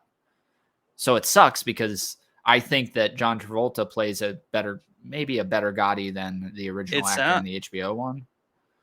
It sounds kind of like the hollow like music biopics they like Queen, right? Like good movie. Like but it's worse. Yeah, it's worse. Yeah, I'll see like Freddie Mercury's like nailed perfectly acting wise, and like the shows are awesome, but like story wise, not a lot going on. Yeah. It's just all there for it's show. Bizarre when you watch it. It's weird. It's almost like the best way to describe it is like if they made a Gotti web series and then put it all together in a movie, that's what it would be like. It's just snippets of his most popular, like stories that everybody knows about John Gotti that follows the mob. And Travolta nails Gotti. He nails Gotti young. He nails Gotti when he's older. He nails sick Gotti in prison. He nails everything. If there's nothing around. It's like that. It's got the Mass Effect Andromeda vibe where everything's pretty and everything looks great. The gameplay's awesome, but there's just no soul there. There's no soul behind it. Yeah. But anyway, go watch the original one, not the new one. And I think, especially after watching The Sopranos, I think you'll really enjoy the HBO movie. Yeah. I want to talk, since we're talking about John Gotti, we might as well talk about Johnny Sack. Or do we want to talk about Paulie more? Do you have anything else? Let's talk a little bit. No, Paulie's fine. Paulie's just like, he's just there. Like, he's just Paulie. Yeah. And that's all there is to him, because that's how the show ends. Like, it's just Paulie. He's still sitting outside the pork shop, just tanning. But yeah, Johnny Sack. And then obviously his successor, that cocksucker Phil. Like, let's talk about those two assholes. Yeah. So I actually, Johnny Sack is a top 5 character for me. I Yeah, he's love good. every scene that he's in is phenomenal. Even little scenes like his wife and the smoking and the weight loss stuff, like Yeah. everything is so good with Johnny Sack. And I think Johnny Sack is heavily influenced by John Gotti. I mean, he dies in the same way John Gotti dies. He looks like John Gotti. I think it was the heavy influence there. But that it starts to kind of spin the story going a little faster when he comes in, because now the New York family, because it was really the Jersey thing, and we heard about the New York family, Right. but they weren't as big of a part until Johnny Sack kind of came onto the scene. And yeah, his everything. One of my favorite scenes in the whole show is Tony and Johnny Sack at Johnny Sack's house when the FBI come, and Tony and they like it's so well done, where Tony just like looks over his shoulder, looks at him, turns around and runs. And then Johnny like tries to run and slips on the snow and stuff. Like everything about that storyline, even on a 7th rewatch, like I just love every bit of it. And it's really capped by his time in prison when he's dying. All that stuff is so good. The doctor that's in there, the ex-doctor that like murdered his wife and is like trying to take care of him and give him advice and stuff. How do you feel about Johnny Sack? I like Johnny Sack. He's obviously difficult to deal with at times, especially for Tony. Because he's also another one where like he doesn't know what he wants, or like he's really easily swayed by like some really stupid petty stuff. And like old Carmine like knew that too, and the whole Carmine fallout situation. He does let it go to his head and just kind of is a prick about things. But then he had some good points later on when I forget who was, that guy that would come and talk to him. I think it was like his brother-in-law or whatever. Would say something about the way he's perceived when he became boss. He's like, yeah, but have any of them try to like be that, and see like how you take it. So like, not unjustified, but like he was just a difficult character at times, just very uncompromising. But that also evolves into Phil's whole ordeal about no compromise, right? And the balance between constant compromises and back and forth with the other families, and I forget what they call them, like pygmies in Jersey. Pygmies in Jersey. Yeah. I think it's cool the way they play that, because Johnny and Tony, even though they maybe work difficult with each other, they have each other's back. It seems like Tony feels safe, but when Phil comes in, we know that's erased. You know what I mean? Phil's got some deep seated resentment for Tony for obvious reasons. And Tony builds on it even after Phil comes in. Right. So, but Johnny, I don't know. Johnny just like in my mind, if I picture a New York mobster, like a mob boss in New York, that's who I picture. Like that's who I'm thinking of is Johnny trench Sack's coat, character. like trench coat, the smoking peacoat cigarettes, thing going, driving him. Yep. And there's a lot of really good dialogue between him and Tony. Some of the best dialogue scenes in the series are between him. And I just think that whole storyline is just so well capped, especially with the whole prison thing. Like that's, even though it's like kind of a background story, I just really enjoy every time I rewatch the series. I enjoy his kind of tail end of his story. Sub theme of like his wife's weight loss, and then coming full circle to like him not quitting smoking, and then he just wants to smoke. Yep, and getting himself to death. Yeah. Yep.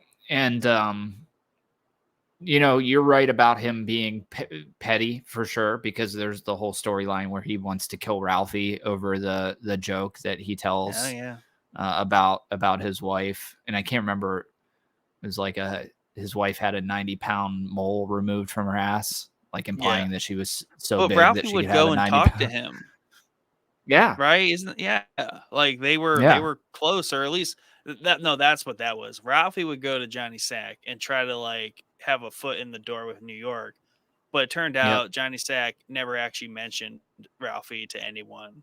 Never. He was Yeah. really like just another way for Johnny Sack had a general interest in the Jersey mob too, because he lived in Right. Jersey, was friends with Tony, and just was the like Mhm. pulse. Like he was who kept up with Jersey for New York.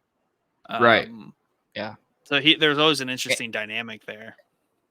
Yeah. And the other thing about that whole storyline is that it also shows that Paulie's kind of a little bit of a rat, because he's the one that actually tells Yeah, Johnny Sack about the joke. But yeah, it's played up very dramatically, you know what I mean, for such a petty thing. I thought Like he he was gonna literally kill. I wants to thought kill Tony him. was I gonna mean, kill. he sits down. Yeah, I thought Tony was gonna kill Paulie, but he didn't. I thought he was, dude. When they're on the boat, man, I thought for sure, because he was like annoying the shit out of Tony. Like everything that he was doing was annoying Tony. I was like, this is for sure where Paulie's gonna die, and it doesn't end up happening. Yeah. But yeah, I mean, it just shows, and it's funny because the whole thing is kind of weird, because I think at the time of that joke in the show, isn't Paulie in prison? So somebody else tells Paulie about the joke, because he's not even there during the joke. I think it's his. Does Paulie have a son? No, Like Paulie has no Paulie kids. Jr. or something? I didn't think he had a kid. Who came and visited Paulie in the can? Someone would come visit him. Yeah. Or at least he would have phone calls with people, and he was pissed that, Tony never came around, and he always had petty issues with Tony too. Like Tony never came to his house. That's why he never saw the picture of him dressed up like Napoleon. Yeah. That he had Yeah. done all that little stuff. Yeah. Yeah, and that's where I had issues with Paulie's character. It's just like in the middle of the series, like they were starting to build up this ulterior motive by Paulie, which never really went anywhere.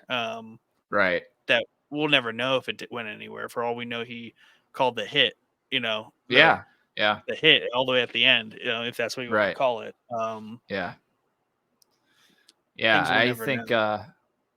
Yeah, I don't know. It just he goes through like spurts of trying to undermine Tony, or trying to get a foot. Same with Ralphie, where he's trying to get a foot in with New York and stay on Johnny Sack's good side. And I think that was the play. Is he's like, I'm going to tell him this joke, and then I'll be in his good graces because I'm the one that told him about it. But yeah, it's just like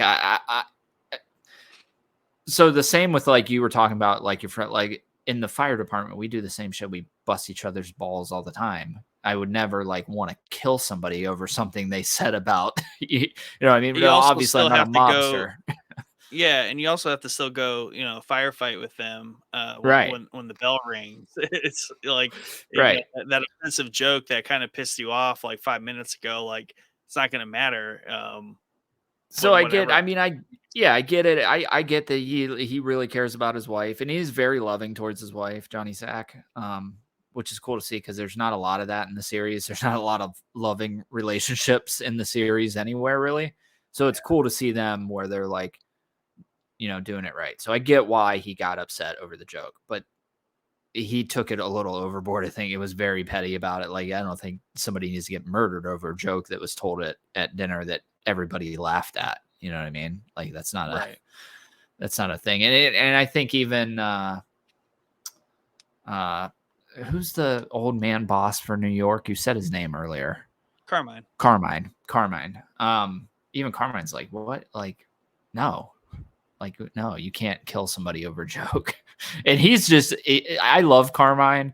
He's such he's a relatively minor character, but he's like at that senile age where there's not a lot going on up there. You know what I mean? Yeah. Like, so he doesn't even comprehend like what Carmine's asking him to do. But I don't want to talk about Carmine, because I mean, do you want to talk about Carmine? I don't know that there's a lot. I do want to talk about Little Carmine, because that's another top tier minor character for me. Especially, there's just something cool about him. I don't know what it is. He's just very. if he's got a Tony Montana thing. If he Yeah, wasn't a sociopath, he's kind of like the domesticated Tony Montana. He's Is like kind of the how I yeah. perceive him. So there's always like and even if you go like watch mob documentaries, there's always like the street guys that came up in the streets, and then there's always like Yeah. the business guys, and he's like a business side of the Yep. mob. And I like his storyline. I think he causes a lot of trouble unintentionally between New York and Jersey while trying to smooth things over between them in multiple occasions. But there's just, I don't know. There's just, he just carries himself well. I don't know why I like the character so much, because I don't even know if there's really that much there. Like There's not that much there. I mean, but for a little bit there, like when Senior Carmine died, like you had some of the underbosses trying to like, put him up as going to be the new boss, all that kind of stuff. But that all kind of, he just didn't want to, which is fair. Like he made pornos, and wanted to make bigger movies like Cleaver. Like that's that whole sub theme, and that ties back to Chris. So yeah, that's exactly what I wanted to talk about. Another great freaking storyline is Chris making this movie, and it's really, if you go back and watch the show, like it starts really early that he's working on a script for a movie. It's like maybe season 1 or 2 he's working on a script, and then it pans out eventually into this movie Cleaver, and everything around it, they're like trying to find the actors. They go to that like hotel seminar thing. That's also cool, and he sees like how just like lavish the movie Hollywood lifestyle is at that hotel, where they're like giving away like who's the actor there's a big name actor that he's in Iron Man, he's he's the Mandarin in Iron Man, Mandarin, and a bunch that of guy. other stuff. He's got his like Sir or something. Anyway, he's in there, and they're trying to, I think, get him to play the mob boss in the movie, and it's just cool. He's like going around and they're like giving away like phones and iPads and all kinds. He's like, yeah, I throw 3 of them in my car, and Chris is just like blown away by the lifestyle. Because he sees it as a money making avenue, because like they can just lift all this stuff from, and they steal that gift basket from that lady. And that residually that came back shortly, sometime after like the Cleaver premiered and everything, is like Chris came back from LA and like brought random swag or like stuff that he lifted from one of those events. And it was just a passing comment, but I thought it was cool because like that was a whole eye-opening thing for Chris, like a whole season ago or whatever. So always those little things that they reference forward. Yeah, but I do want to talk about Cleaver, because the movie that they made, I wish they would have like made the movie so we could like, sold it for like $3. You can watch the 45-minute Cleaver movie that Chris made. But it's like it's like a slasher movie, I guess, essentially. And the premise of it is, a dude gets killed by the mob, and then he comes back as like a spirit with a cleaver attached to his hand to seek his revenge. But the funny thing about it is there's like the Baldwin character in the movie is like Tony to a T. Like they're down in the basement talking with the robe on, everything about it. And he even throws in like snippets of Adriana and Tony's relationship into the movie, where that whole thing where Chris thought that that was like a Adriana main plot point. It was like what everyone thought happened between Tony and Adriana. Right.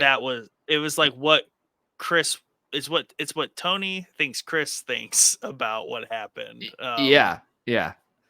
And it's funny because that whole storyline with Adriana, because we see it pan out. We see exactly what happens with him and Adriana. But then we see like the telephone game throughout the mob of all the, like how the story changes of what actually we just watched happen, and then what everybody else thinks it was going on during the entire situation. And let's be honest, they were towing. They definitely were towing the line of what Chris thought they did. But yeah, it's just funny. Like just the comments were like I think Chris says like the doctor said that you were moaning his name when you were in the when he was working on you and all kinds of stuff. So that's the field like, thing where. Go ahead. That and the fact that like she got really banged up from the accident because like she didn't have her seatbelt on. She was like, going down on him or whatever. Like that was the rumor how it started. And, like that's the logic that's going through people's heads. Right. And then it just all ran away. Yeah. And that's one of the moments where Chris is just totally off his rocker through those couple episodes after that. And that results in the field thing that I was talking where Tony had a gun to his head out in the middle of the field. Cause I think what Chris like goes crazy and like shoots up Tony's car or something. Shoots up his car because he went into the Bang looking for him and like flipped out in the Bang like on the floor. Yeah. And they all kind of like they were on the second floor and they all kind of ushered him out or whatever. And then, he like shot up his car or whatever. And that was like, forget what the actual charge would have been, but there's intent there. Yeah, for sure. For sure. So that's one of the moments, like I said, where I thought Tony had him dead to rights. You know what I mean? He had him dead to rights to kill him there. And didn't end up doing it. Because that actually made people upset. Because everyone was more on board. Basically, everyone was mostly in favor of just killing him because that was just kind of the order of operations at that point. Right. But it was kind of like Tony pulling back his credibility by letting Chris go because of all people, like he had the intent to murder you, Tony, and you're just going to let that slide. And it shows the kind of father-son thing they got going on. You know what I mean? Where it's much easier to kill Ralphie. It's not as easy for Tony to kill Christopher. And that pisses off Paulie because Paulie's constantly like, "Oh, your pet." Yeah. Yep. So, little Carmine. I think that's basically really the crux of it. I don't know why I find him just so cool. Like I said, like Johnny Sack is like in my mind, like the street mob dude that came up and is now really high ranking. And then Little Carmine's like the business mob dude that came up doing the business stuff, not necessarily killing people. Phil. Let's talk about Phil because before we talk about Phil, we have to talk about Tony's cousin, Tony. Yes. Yeah. It's all mixed. Yeah. We all got to mix it in together. So Tony, to start this, what season do you have a least favorite season? Not counting one, because one just is what it is. Right. Yeah. Maybe I struggled with 5 a little bit. Maybe. Yep. I'm the same way. I think that's 5 for sure. Yeah. I'm in the same way. I don't know what it is about 5 that just because there is some cool stuff in 5. Oh, yeah, there is. And there's some really good episodes in 5 as well. Like there's multiple times where I'm like, when I get to 5 and I'm rewatching, I'm like, I don't want to fucking watch. I really don't want to watch 5 because I remember not liking it. But then while I'm watching it, I'm like, oh, there's actually some really good episodes in 5.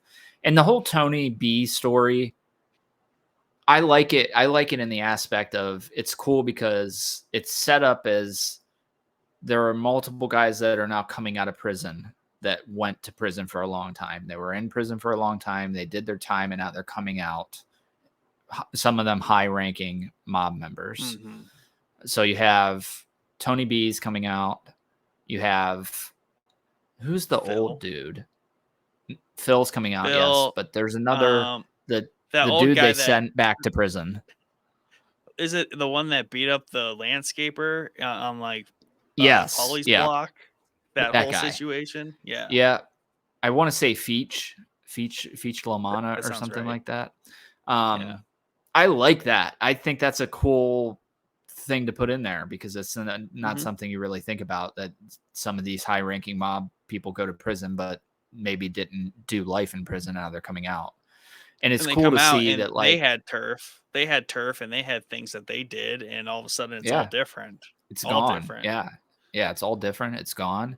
And it's cool to see the kind of parallels between Phil coming out, and he's coming out with like a vendetta almost. You know what I mean? Where he constantly says like I ate grilled cheeses off the radiator at prison, and whatever he said.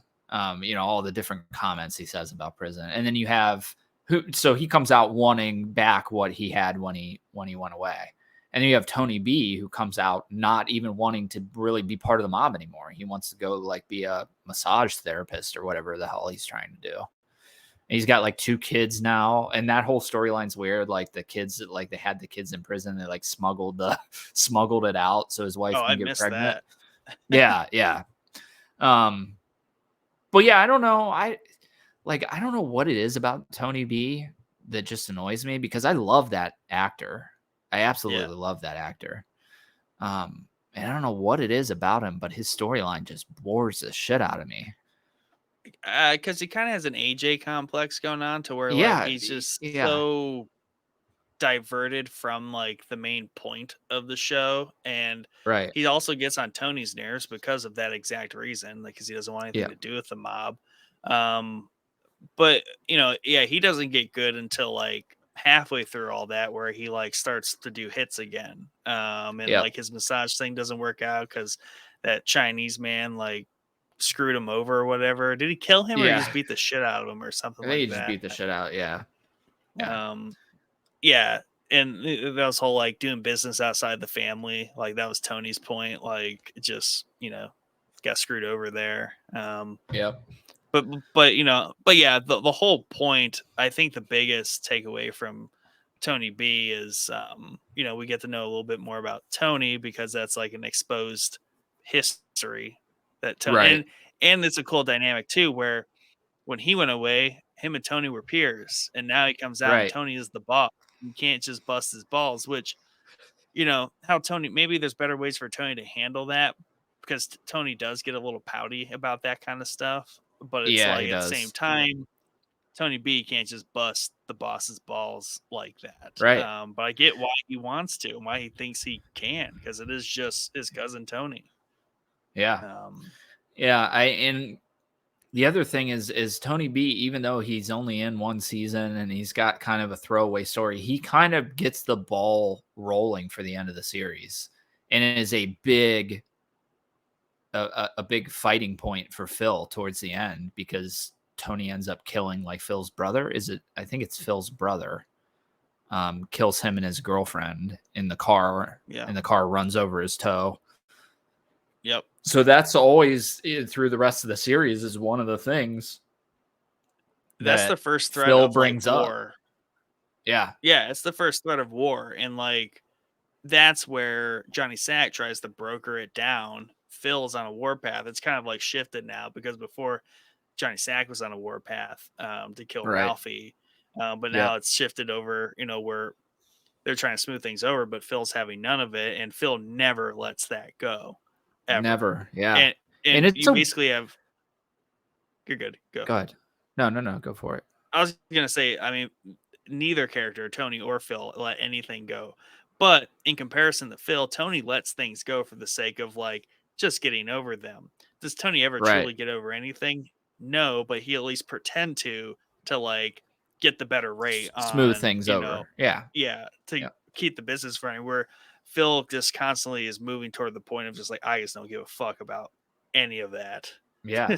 And it's like a progressive, there are multiple things that happen there, but Tony B killing his brother is obviously the first thing. And then Phil wants to kill Tony B. I mean, and I think it's already like, that's the point. He wanted to do it.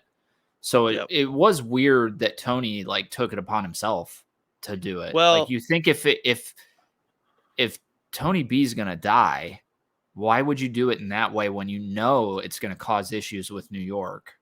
Why wouldn't you just I would just hand him over. If he's going to die one way or the other, you might as well smooth over the people that are going to be here at the end of it all. Yeah, because he wasn't a made man. Was he made? Yeah, Per Tony se? B. Yeah, Yeah, so I I think think yeah, I think part of it is like you can't one just kill a made man right. quite like that. So like that was Yeah. part of Johnny Sack's thing, and the fact that it's Tony's family slash crew, like it's Tony's responsibility to deal with that. So Johnny Sack, I think, at some point basically said that like it would be overstepping for Phil to expect he gets to kill someone in a different family, Right. different like like yeah, what happened is not correct. He carried out that hit, but Tony has to deal with it. Yeah. So I think to keep Johnny Sack happy, right, and like to stick to that line of thing, but also not like I think that was also baked in with the whole idea of like Tony as the boss can't just hand his guys over to a different family group to get Right. murdered because then who else is he going to do that to for the Yep. sake of keeping Johnny Sack happy? So I think the only way he saw out of that was the right thing to do is to kill him, but he has to do it. But Phil he does not budge. Still Right. insisted to the end that he was the one. So he was still pissed when Yeah. he went and found Tony B dead, which was also a good scene too. Yeah. Great. Yeah. Really good. And I think, so that gets the ball rolling, and then the entire Vito thing is another big part of Phil's vendetta Yeah, for whatever reason, for Phil's vendetta towards Jersey. Because I think is Vito like married Vito's to married to his Phil's sister. sister? Yeah, So that obviously we find out Phil's gay, and I think it's hilarious. Or not Phil, I'm sorry. We find out Vito is gay, and I think it's hilarious the way that they find it out, where he's like yeah, in the club dressed up, and the mob guys come in to get collections, and they see him. They're like, Vito, yeah. what are you What are you doing? He's like, doing? oh, it's a joke. It's a joke. But I do like. It's funny because Vito was like, I don't know if you noticed this, but it might be season 1, season 2. Chris goes into like a bakery and the guy's giving him a hard time, and then he like Yeah, moves everybody out of the bakery, locks the door, and yep. then shoots him in the foot. Again, Vito Chris is off the Vito hinge. is in there. He's one of the characters. He's the character that comes in that Oh, causes the whole stir. It's not Vito. It's just that actor playing a different character in the role. So they must have oh, liked him. Yeah, it's really trippy. Um, yeah, he comes in and he's like basically skips Chris in line, and that's what starts the whole ordeal. But yeah, I don't know. This Vito's storyline is another one that I really enjoy for whatever reason. I it's don't. good. Yeah, it's great. Especially I really enjoy the stuff when he goes on the run and he's Mm-hmm. where I don't even know if they say where he's at. But he's Maine. like, I think does he go to yeah, Maine? yeah, Maine maybe. And he meets the fireman that makes him like the pancakes or hotcakes or whatever. That's why you like it. Yeah, yeah, There's he's a a bunch of fire. fireman stuff in Yeah, there. yeah. Um, but yeah, I like that whole storyline, and then for whatever reason, that just feels like very old school Italian American. Like if you're gay, you need to die. I guess is his At line of least, at least, thinking. at least no gays in the in what do they call it in your camp, or what do they call in your Crew house, in your crew, house. something like that. Like keeping whatever in order, and like that just is unacceptable to. And I forget what the Italian term is that they use to reference like a gay person. Yeah, there's a lot There's a lot of Italian terms that they throw there's a around lot of that. Italian racial terms. There's a lot of Italian yeah, there's a lot of that stuff. Yeah, Yeah, I don't know. So it just seemed like for me, like Phil just made like I get Phil's stand on everything, especially towards the end. He's just like that follows the rule mob dude, like went to prison, didn't rat on anybody, did his time, came out, wants everything to be by the book, by the rules. And yeah. it's a different time. I mean, he's been away for what, 20 something 20. I years. think It's they a all did 20 different, years. Yeah, yeah, it's a different America. It's a different mob. So he struggles with that aspect of it for sure. Or he left at probably the height the mob, right? Yep. And then comes back where they're kind of probably on the tail end of their power. And Tony makes a great point. Like his defense for Vito is like he's the top earner. Like Yeah. he knows that construction stuff ridiculously well, and like he just rakes in the dough. He's like, is that not why we're here? Yeah. And like that's his whole defense of the situation. Because Tony, kind of progressive as he is, because he is the mob boss getting therapy, right? He is somewhat progressive in a lot of ways. Right. To where he's like, who cares if he's gay? He's like, he makes me a lot of money. Yeah. Um, Yep. which is a very fair argument. And that's another problem is that like Tony is a constant duality between like he is morally right, he is morally wrong. Like he's just constantly in this muddy area. It's not even gray, it's a mud area where Yeah. he's just stepping in both sides of morality constantly. Yeah. Yeah, for sure. But again, I know I keep saying this, but like Phil also is like the mob guy I have in my head as well, Yeah. like the hothead mob dude. You know what I mean? But yeah, I like a lot of he's got a dang it, he's the third wheel to the De Niro. yeah, for sure. Yeah. Yep. What is And his name? Pesci. Joe Pesci. Yeah, he's kind of like Yeah. he's got a Pesci vibe to him. Yep. And yeah, I think his acting through the whole series is phenomenal and on point, especially those final 2 seasons. It's just so good. All right. He has good We're dialogue obviously, too, especially when he gets on a yeah. tangent where he's kind of like, "This is why I am the way I am, and this is why I think things should be this way." He has great dialogue and really good points as well in a lot of those capacities. Yeah, he does. Yeah, he does. There's like a little tangent he goes at the bar, and maybe in the final season where he's kind of explaining why he's done letting people step all over him and his family. That was the point where he was like Radiator, rubbed one out. He's like lots of compromise. He's like, I am done compromise, especially to these pygmies in like Jersey or whatever. Right. Right. And it is a weird when you look at it, even in real life, it's bizarre because obviously the Soprano family is based off of an actual Jersey family. And I think I said this on the podcast before. They were actually recorded by the FBI, the real family, talking about the Sopranos, saying like, is that supposed to be us? Like, I think that's supposed to be us. But it is a weird thing because you do have the five main families in New York, which make up the whole of the mob in New York. And then you do have this little pygmy family over in Jersey that's separate from those 5 families. So it is weird, the whole concept. And I think it's also really cool that they decided to do that on the show because they could have done the New York mob for The Sopranos. But I like the way they played the smaller. I think that's key because New York, there's a lot of rules you'd have to go by to do that properly. Right. And there's just like already a lot of structure to that where I think there's a little bit more creative freedom. Yeah. Telling this, I think that's it. Yeah. This story about this mob family in what is otherwise a suburb of New York, right? Like they are in the suburbs. Like it's just Jersey. Yep. And it's a bunch of hard asses in Jersey. Yeah. Yeah. Yep. So yeah, it's I just always thought that was super interesting because it'd be the easy way to go to just tell a 5 family mob story, right? Yeah. But I do think you're right where they have way more creative freedom telling a small town mob story if that's what you want to put it. Definitely small town compared to New York City. But character wise, who have we not talked about yet? I think that's all the big ones. I mean, there's I think so that's many. all the main. Yeah.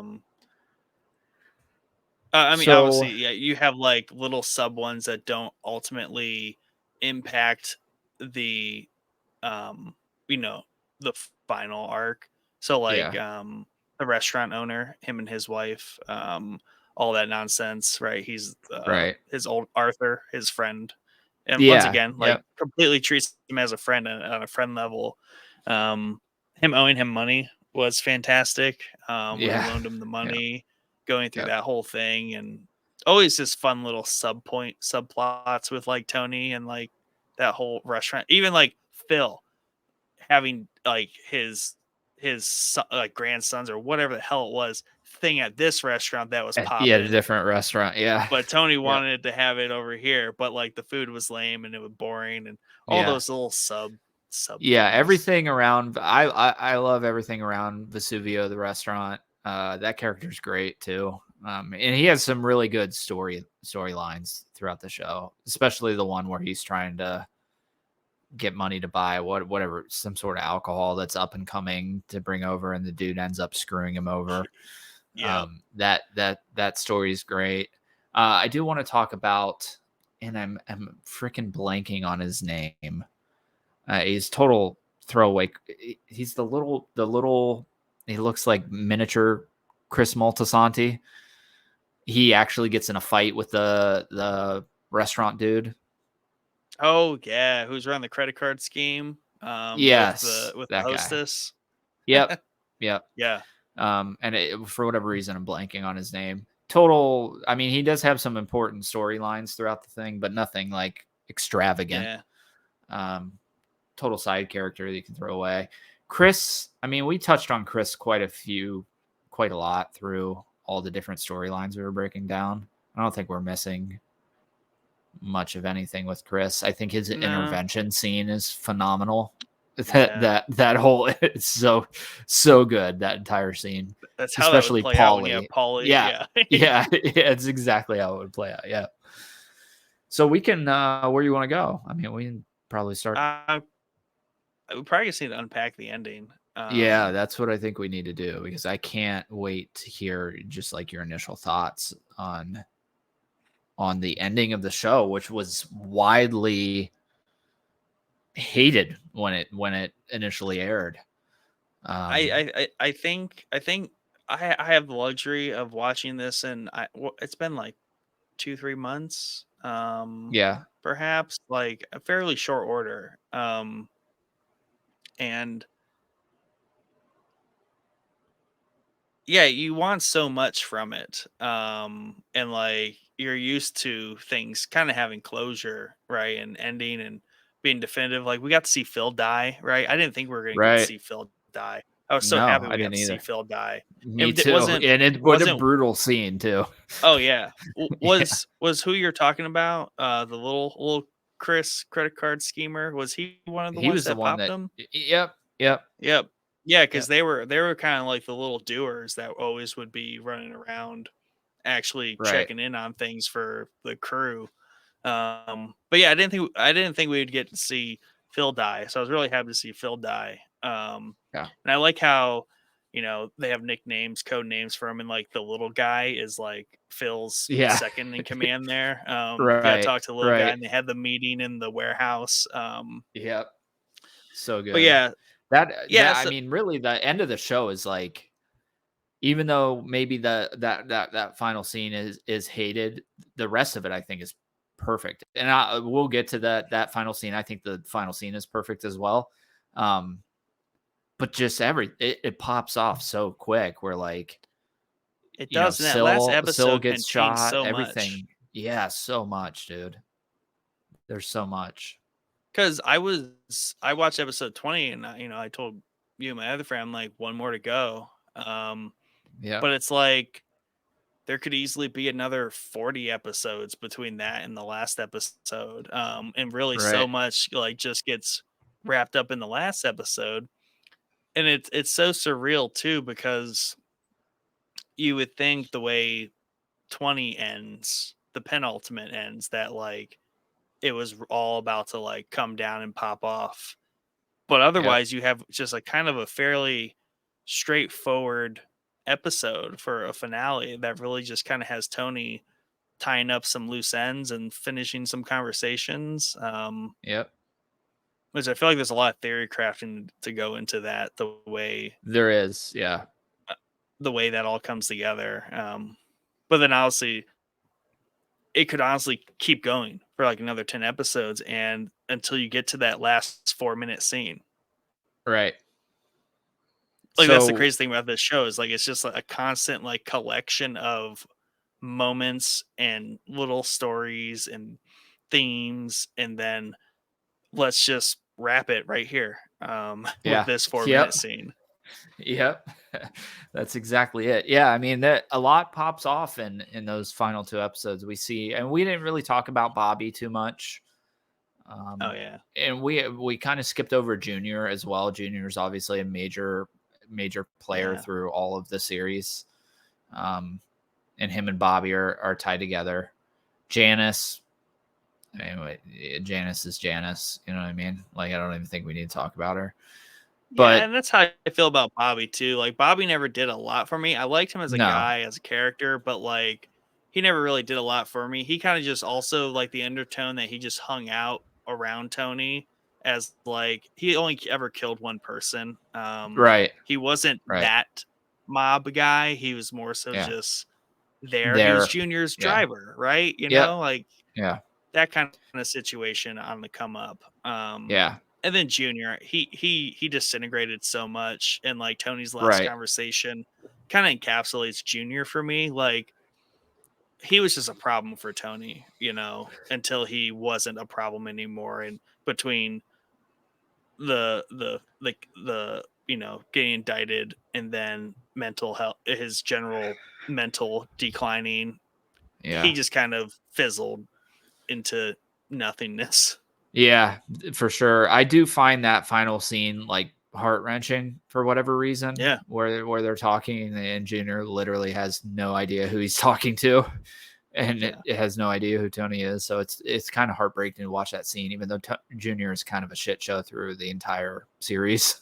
You know what I And mean? Tony's character is just so well acted because so much of it is in the expression, his body language, and like Tony doesn't say much like outside of like his planned dialogue there. Everything else Right. is the emotions all set on his face. He's like, "You really don't know who I am." Yeah. Yep. So yeah, we can unpack that. I just wanted to bring Bobby up because we're going to talk about Bobby, obviously, because when Dude, things when they're kind of doing pop off in the blue comment, the episode second or the second to last, yeah, Blue second to Comet. last. Yeah. Yep. And that's where I was like, "Oh yeah, the title of the episode is Blue Comet. They're talking about the Blue Comet train." I'm like, "He's dying right here." Yep. Yep. That's what gave it away. Yeah. I thought it was yeah, the whole hit scene is super interesting, man, because he's like it's so weird watching it because looking at in that scene, like he just looks like a regular dude, man, buying some trains. He's got Yeah. like a train habit that he likes buying these little model trains. Be like if I was in the mob and I went to Sir Troy's and was just buying Yeah, it's some getting Lego and Legos, getting some Legos, get whacked in the Lego store.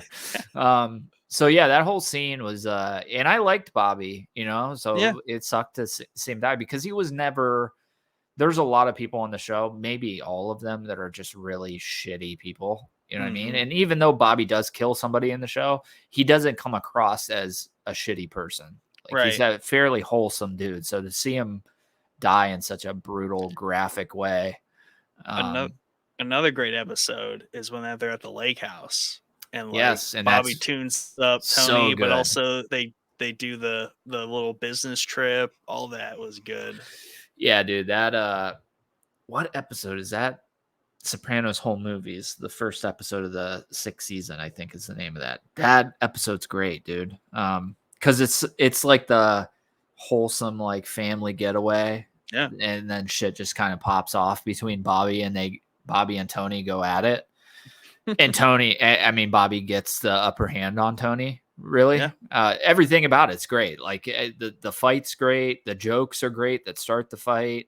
Bobby getting in the car at the end and backing into the tree, like everything is so good there. And there's important stuff that happens, I think, in that episode that we'll talk about yeah. for the ending. And I don't know if you picked up on it or not, but um, because in my eyes, I know that this ending is like questioned, and in my mind, I know exactly what happened.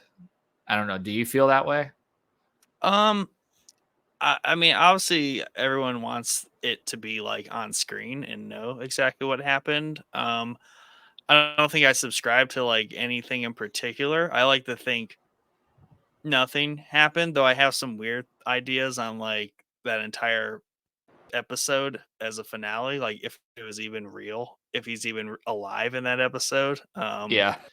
But um yeah, either the guy coming out, most likely the guy came out of the bathroom, like just pops him. But I'm really, really thrown for the focus on Meadow parking and her walking like, is that even the right restaurant she's walking up to? And like, is that even her walking in the door? Um, Yeah. I don't know. Like, there's just so many. Just it's so bizarre the way that whole scene is set up. Yeah. It's I think it's really actually freaking amazingly crafted, that scene. Yeah, When you know at least what I think is going on. And I think it's all there. I think it's blatantly obvious. But at the time, watching that episode for the first time, I, like probably everybody else that watched that episode live, thought my cable cut out. That's what I thought happened. I thought our power, something fucked up, because it literally, the he looks way up, that it black. ends. Yeah, he looks up, The doorbell blank screen. rings. Yeah, He looks up, and he doesn't have like a look of like I see my daughter right. showing up, like, and then So, black. I think obviously we know that shit has popped off at this point. There's a war going on between New York. Phil's in hiding. They're trying to find Phil. People in New Jersey are getting capped left and right. We get Bobby killed in the train store. Syl and somebody else get shot in the Bada Bing parking lot. Everything's popping off quickly. And then we finally get the Phil kill, which I love, by the way. Yeah, Even though he's like, I don't think it's very common for the mob to kill somebody like in front of their family like that. I don't think that's a thing that happens very often.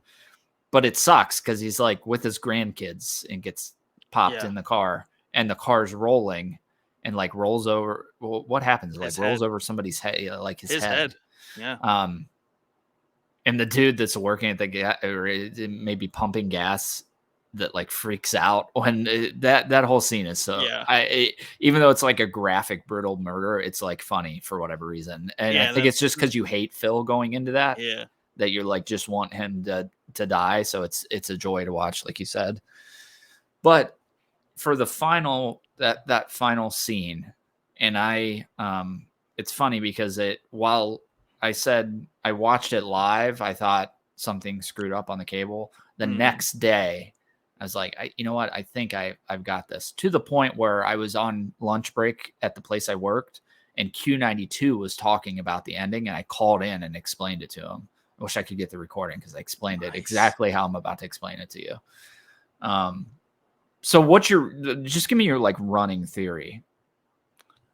Did you feel like at the end of it, were you like looking at your screen like, what the fuck just happened? Or were you like, oh, okay, No, that's just the no. end? I was like, they literally just cut the black on me. Yeah. Because I'm watching this on Max, and this is 2023. Like they just cut the show. Like Yeah. that's how it ends. Yeah.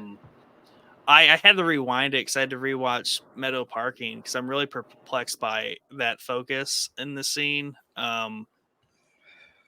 Her walking in, like, is that even her walking in? Obviously, we have some people walking through the front door. We have like the typical Italian looking mobster that walks through. Tony typically recognizes everyone, and he's very, very aware of that. So I don't see why he would overlook someone like that walking in. And then, going to the bathroom to get the gun to, murder him. So I thought it was all very weird. And, I think it, from a writing perspective, it's like as the writers of the show, like they are in Tony's position. There's no good way out of this. Right. So, like his son says, focus on the good times. And we don't need to see how Tony's story ends because there's no way for them to write this correctly for anyone. Yeah. So I think it was kind of poetic for his character to Yeah. just don't show it. Yeah, I think it's really really well crafted, and it took me a while to get to that point because you like want to see what happens. But here's the way that I see it. Okay, so we didn't talk about him, but there was a mob guy, the guy that hung himself in the garage because he wanted to retire to Florida. Tony wouldn't let him. He said, "Hey, maybe if you do this hit for me, maybe Oh Tony will yeah, let you." I And do he remember that. goes and he kills the guy in the like bodega or whatever in New York, drops the gun, walks out. He's wearing a gray members only jacket in that scene. I don't think that's as important as people think that it is, but keep that in mind. So and I think it's Sopranos home movie. There is a point in season 6 where Bobby and Tony are in a boat Yep. out out in the lake, and they're talking about what do you think happens to you when you die? And either Tony or Bobby says, I think he probably just goes black. Like you don't see it coming, flip off your light, and it just goes black. So that's very important. So when we move to this final scene, it's set up very perfectly. We see the only credited person in that scene outside of the cast is the members only dude that's sitting at the bar wearing that same jacket or similar, very, very, very close, similar to the jacket of the guy that hung himself in the garage. He's the only one that's credited in that scene as the members guy in the members only jacket. So the way I see it is the way that the scene is set up. We see multiple times where we look at Tony's face, we hear the bell ring, we see it from Tony's point of view, people walking in the door, whoever it is. And it happens 3 or 4 times through the scene. We see Tony's face, bell rings, we see it from Tony's point of view. Go ahead. I also thought, and it isn't the case. I thought though the first watch was when he walks in with his leather jacket on and he's looking out over the seating area. It just flips then to him with his jacket off sitting there. So at first I thought he walked in and saw himself sitting there. I thought Okay, that's yeah. what was going on. But I Okay. rewatched it and I was like, okay, no, he is not Yeah, sitting it just there. But cuts. it's weird how it cuts like to him Yeah, it all of a sudden does. sitting there.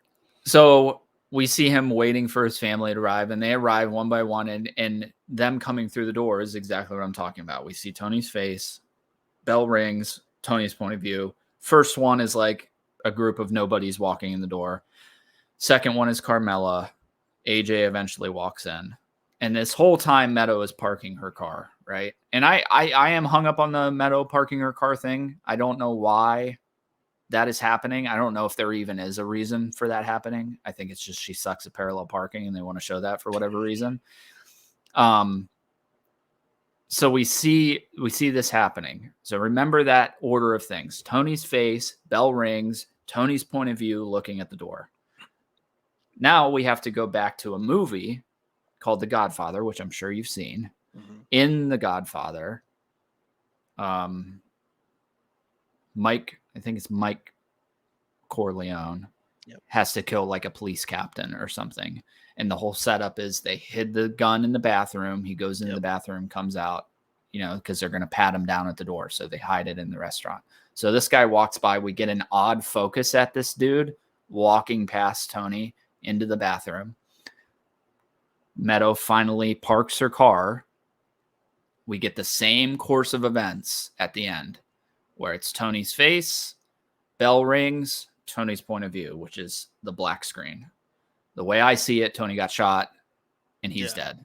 That's I don't even think it's arguable, to be honest with you. I think that was the exact, and David Chase says like it's up for interpretation. Like it's so perfectly placed the way you're not paying attention to it the first time you watch it because you're just in such utter shock that that show just ended like that. But when you go back and you listen to Bobby's conversation in the boat where it just goes black, that too. Tony thinks that crosses Tony's mind because they play that clip a couple times again. Yeah. So I think without a doubt in my mind, now there are 2 theories on this. Okay, the theory is Tony gets killed, so we see his point of view black. That's the theory that I think. The other theory, which I don't subscribe to, is that it's the viewer that's getting whacked. So Tony's story is continuing on. It's the viewer that's getting killed at the end. That's why the screen goes black. I think it's without a doubt Tony is dead. I think the Godfather thing is what draws me to that. Like, it's right out of the Godfather, dude. He goes into the bathroom, comes out, and shoots the dude. The members only jacket. The reason I brought that up is that people think that is the brother of that guy who's got like some vendetta out for Tony. That's why he's wearing that jacket that his brother always wore. I don't know if I subscribe to that. Recognize him. Yeah, I don't know that. I don't know. Yeah, I don't know. He does look oddly similar to the guy that I'm talking about. Like, it could be it could be a brother, a casted brother. But that's where I line up. So does that make sense? No, yeah. I mean, that's how I took it. It was like he's either dead or he's not, and it was just like a misdirection. Either way, they don't show us, and we don't know. Yeah, I was more focused on like the poetry of just the fact that his son, either in that scene or an earlier scene, he's like, focus on the good times. It's like something you said once. He's like, I said that. He's like, huh. He's like, yeah, you said. So like, I just think between that line and, there's a lot of inevitability because like, Carlos, or what's his name? Carlo. He's flipped. He's turning. Yep. So it's a pretty dire situation. So I think it's mostly that like either way, Tony's story doesn't end well, and it's just not anything we need to really know about. Like, what would it have done for the show to see him die other than be like a very depressing end to the series? Yeah, I just, like I said, I think Tony certainly dies in the scene. I think it is definitely like a tragic poetic though, because, and I almost wish that they would have said that dude was that guy's brother, because it sets up a really tragic poetic ending where the war with New York is over. Everything's calmed down. The family's back together. They're getting along. They're having dinner. But then this ghost from Tony's past comes and catches up with them and gets them. But it is weird that that dude is credited. Why would he? There are 30 people in that scene. Why is he the only one that's credited in the credits? Just because the other 30 aren't, or no, he's the only one in that scene outside of the main cast. So AJ, Meadow, Tony, and Carmela. Mm-hmm. He's the only one in that shop that has a credit as the guy in the members only jacket. Open to interpretation. Yep, it is. But it's like people said that for years, and I'm like, dude, it's really right all there. Like, and David Chase said that, like, it's all there. That's all he said at the end. Like, people wanted like an explanation. He's like, it's all there. It's his only explanation he's given. And I believe that it really is a well-crafted freaking scene of the perspective aspect of switching back and forth. And then that final one, bell rings. From Tony's point of view, there's nothing. And I really dislike that Journey song. Mostly because it's rocking the entire it's but like the quintessential wedding song all I dislike it for those reasons. But also like it makes it mildly better for me because it's tied to that really good scene. And no, I mean, I liked it. I get it. It's just like Game of Thrones. I get why it ended the way it ended and why they decided to end it that way. Because what was the alternative? Like, we see the guy. I guess they could have like shown the guy step out of the bathroom and pull the trigger. But either way, do you or do you not show? Yeah, but that's the thing, though. Just like Adriana, we hear the gunshot. We did not see her die. And to be honest with you, I feel like in real life, this is going to get morbid for a second, but I think in real life, if you get shot in the back of the head, you're not going to hear the gunshot. You know what I mean? Right. You're not going to hear anything. So if we're seeing it from Tony's point of view, we're seeing exactly what happened. He's not going to hear it coming.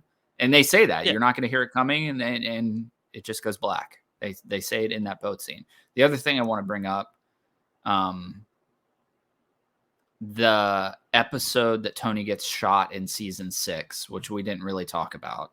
Junior By in June. his in his like I don't even know what's going on. He's got like Dementia. Alzheimer's or dementia or Alzheimer's. Yeah. Shoots Tony. That episode is called Members Only, is the name of the episode. So it's another, I think, maybe hint of Tony's getting shot in the episode Members Only, and now we have this Members Only jacketed dude. That's fair. Yeah. So that's but like I guess my point is like, what do people want? They wanted to see him get shot, and then it takes away from like, this is always from the perspective of Tony, and Tony's the character we're following. So why would we see anything past that? And what we're gonna show like Carmela and like the family get blood splattered all over them and like freak out. Yeah. And just end the series like that. Like, no. And I think that's the importance of like focus on the good times, and that's what this show mostly is a lot of, I guess, good times. It's weird to say that because there's a lot of violence and not good times, but like the show's so enjoyable. Why would we end it on just such a morbid ending? Right. It would almost be cliche to like kill or not kill the character. Like, let's just cut. And on top of that Members Only episode is the episode that Tony gets shot. It's also the episode that Eugene guy hangs himself in his garage. So that's all in the same episode. Members Only. Yeah. So I think maybe there is something to that guy being a brother or something to that guy, because he is wearing the same jacket. And that would be kind of the tragic poetic cap of it all, is that we seemingly are out of the shit show that we were just in. Tony survived.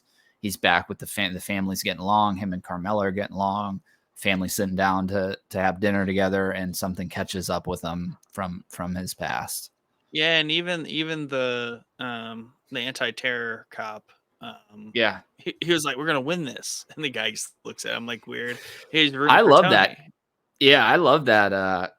I love that guy, because he starts out just out to get Tony, really, in the first couple seasons, and then the FBI kind of flips to terrorism after 9/11, and less focus, which happened in real life, less focus on the mob, and almost becomes, I don't even know how, not a friend of Tony. Like, he's like a fan of Tony. He's like a Tony fanboy, Jersey Mob fanboy at the end. Yeah, something like that. And I think he liked the simplicity of the neighborhood, because they also made a point to show even that bonus scene where like he's with the other cop, like they just slept together, and he has a wife and kids.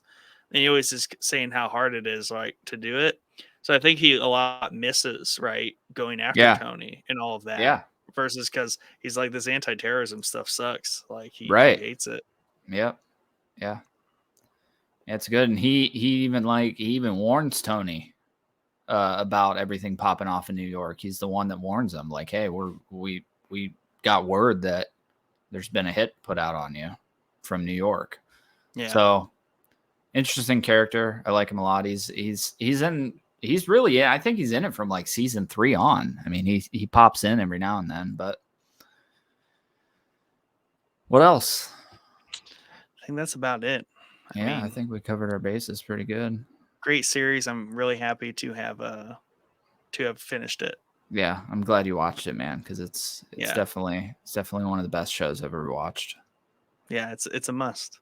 Yeah, it's a lot though. It's a lot to watch, but it is a lot to watch. Yeah, and they're full hour episodes too, HBO style. No commercials, so they're full length hour episodes. I know that's your favorite. When they're good, and I just had to like get through like a good chunk of the first season to get hooked, and then it's all downhill from there. Yep. Other than that, it's just like, and there's nothing like particularly always to keep up with. Like, it's just each episode is just inherently good by itself. So this is another point in time where I really wish all these streaming apps and services would give me a random button and like just randomly play me an episode from this series, just whatever which one, I don't care. Yeah. Pick one. That would be a fun way to watch it. Yeah, because I often go back and do that myself, where I'm just like, I feel like watching The Sopranos, so I'm just gonna put a random episode on. And I usually go through like now I'm at the point now where I've like literally watched it 7 times. I don't need to rewatch it. So now if I want to watch it, I just like hit the greatest hits album through all the seasons. You know what I mean? But also I wonder if there's like an abridged list out there. People Oh, are like, yeah. here are the essential I'm sure. episodes. Yeah, I'm sure there is.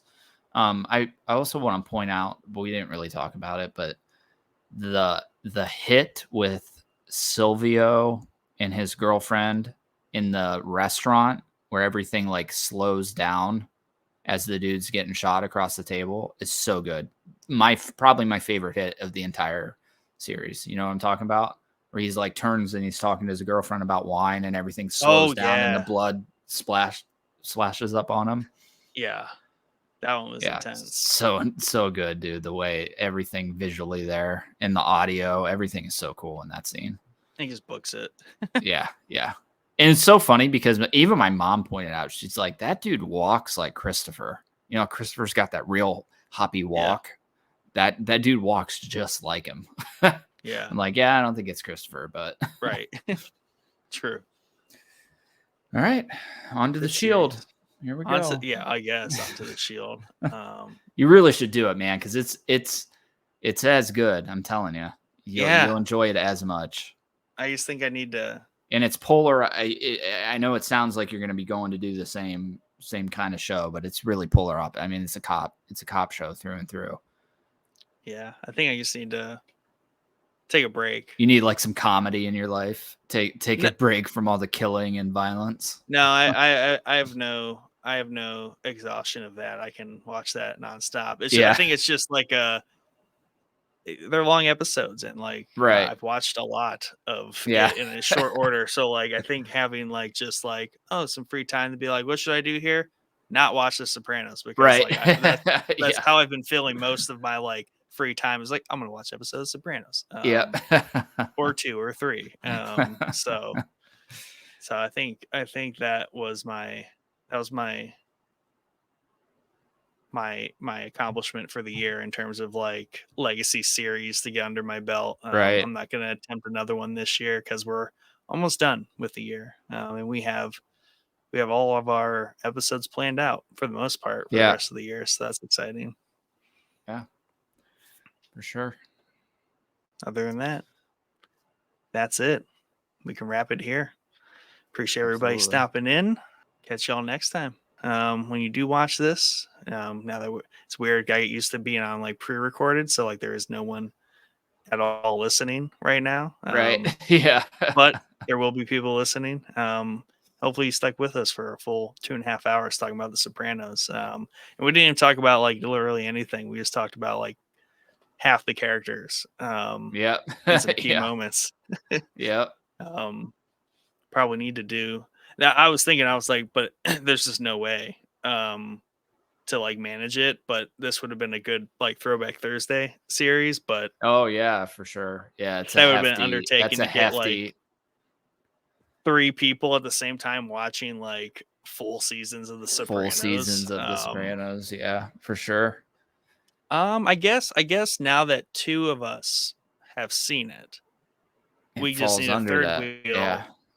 Now it can be Throwback Thursday. Right. We just need to get like Dad or Mike to watch The Sopranos.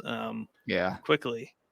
And then we would just watch the abridged version. The abridged, yeah. I honestly, dude, between The Sopranos and The Shield, I honestly feel like I don't even really need to rewatch them.